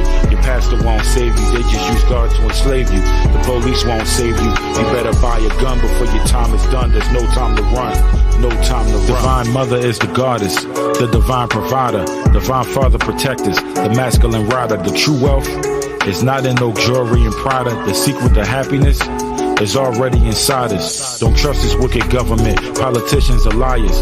The government exists for taxes and spying on you. If they ain't lying to you, they probably lying on you. Samuel tried to warn you, but you wanted a king. The system of capitalism ain't everything it seems. A human nightmare, a white man's dreams. Will aliens intervene if they start nuclear war? Do they live inside the earth? I ain't really sure if there are aliens. The government knows. I know there's really a God. May he cover our souls. May I conquer my foes. And all that oppose, black as the pit, my unconquerable soul. My unconquerable soul.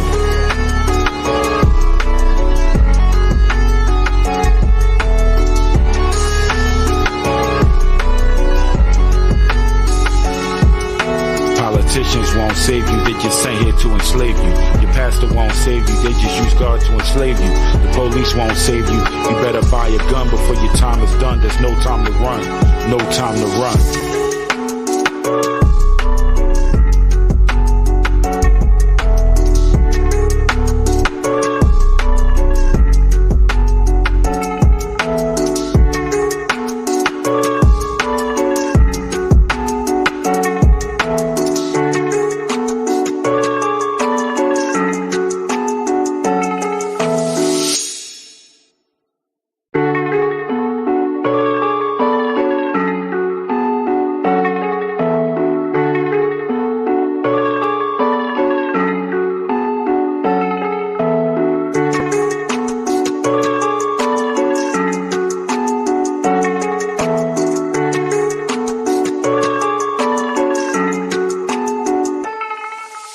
Fuck the system, fuck politicians, fuck capitalism. Fuck exploitation, we need rationalism. Fuck nationalism, we need more love and less hate. We need more peace, less war for sure. Less mumble rap, more Tupac Shakur. We need less rappers, more revolutionaries. We need more grace, no more hating. The time is now, no more waiting. We need more God, no more Satan. Politicians won't save you, they just sent here to enslave you. Your pastor won't save you, they just use God to enslave you. The police won't save you, you better buy a gun before your time is done. There's no time to run. 1 minute you having fun, the next your time is done. I pray facing the sun. I need some light in my life, I need some Christ in my life. Please come and light in my life. I dreamed of jewelry and ice, but for the price of sacrifice, would you roll the dice?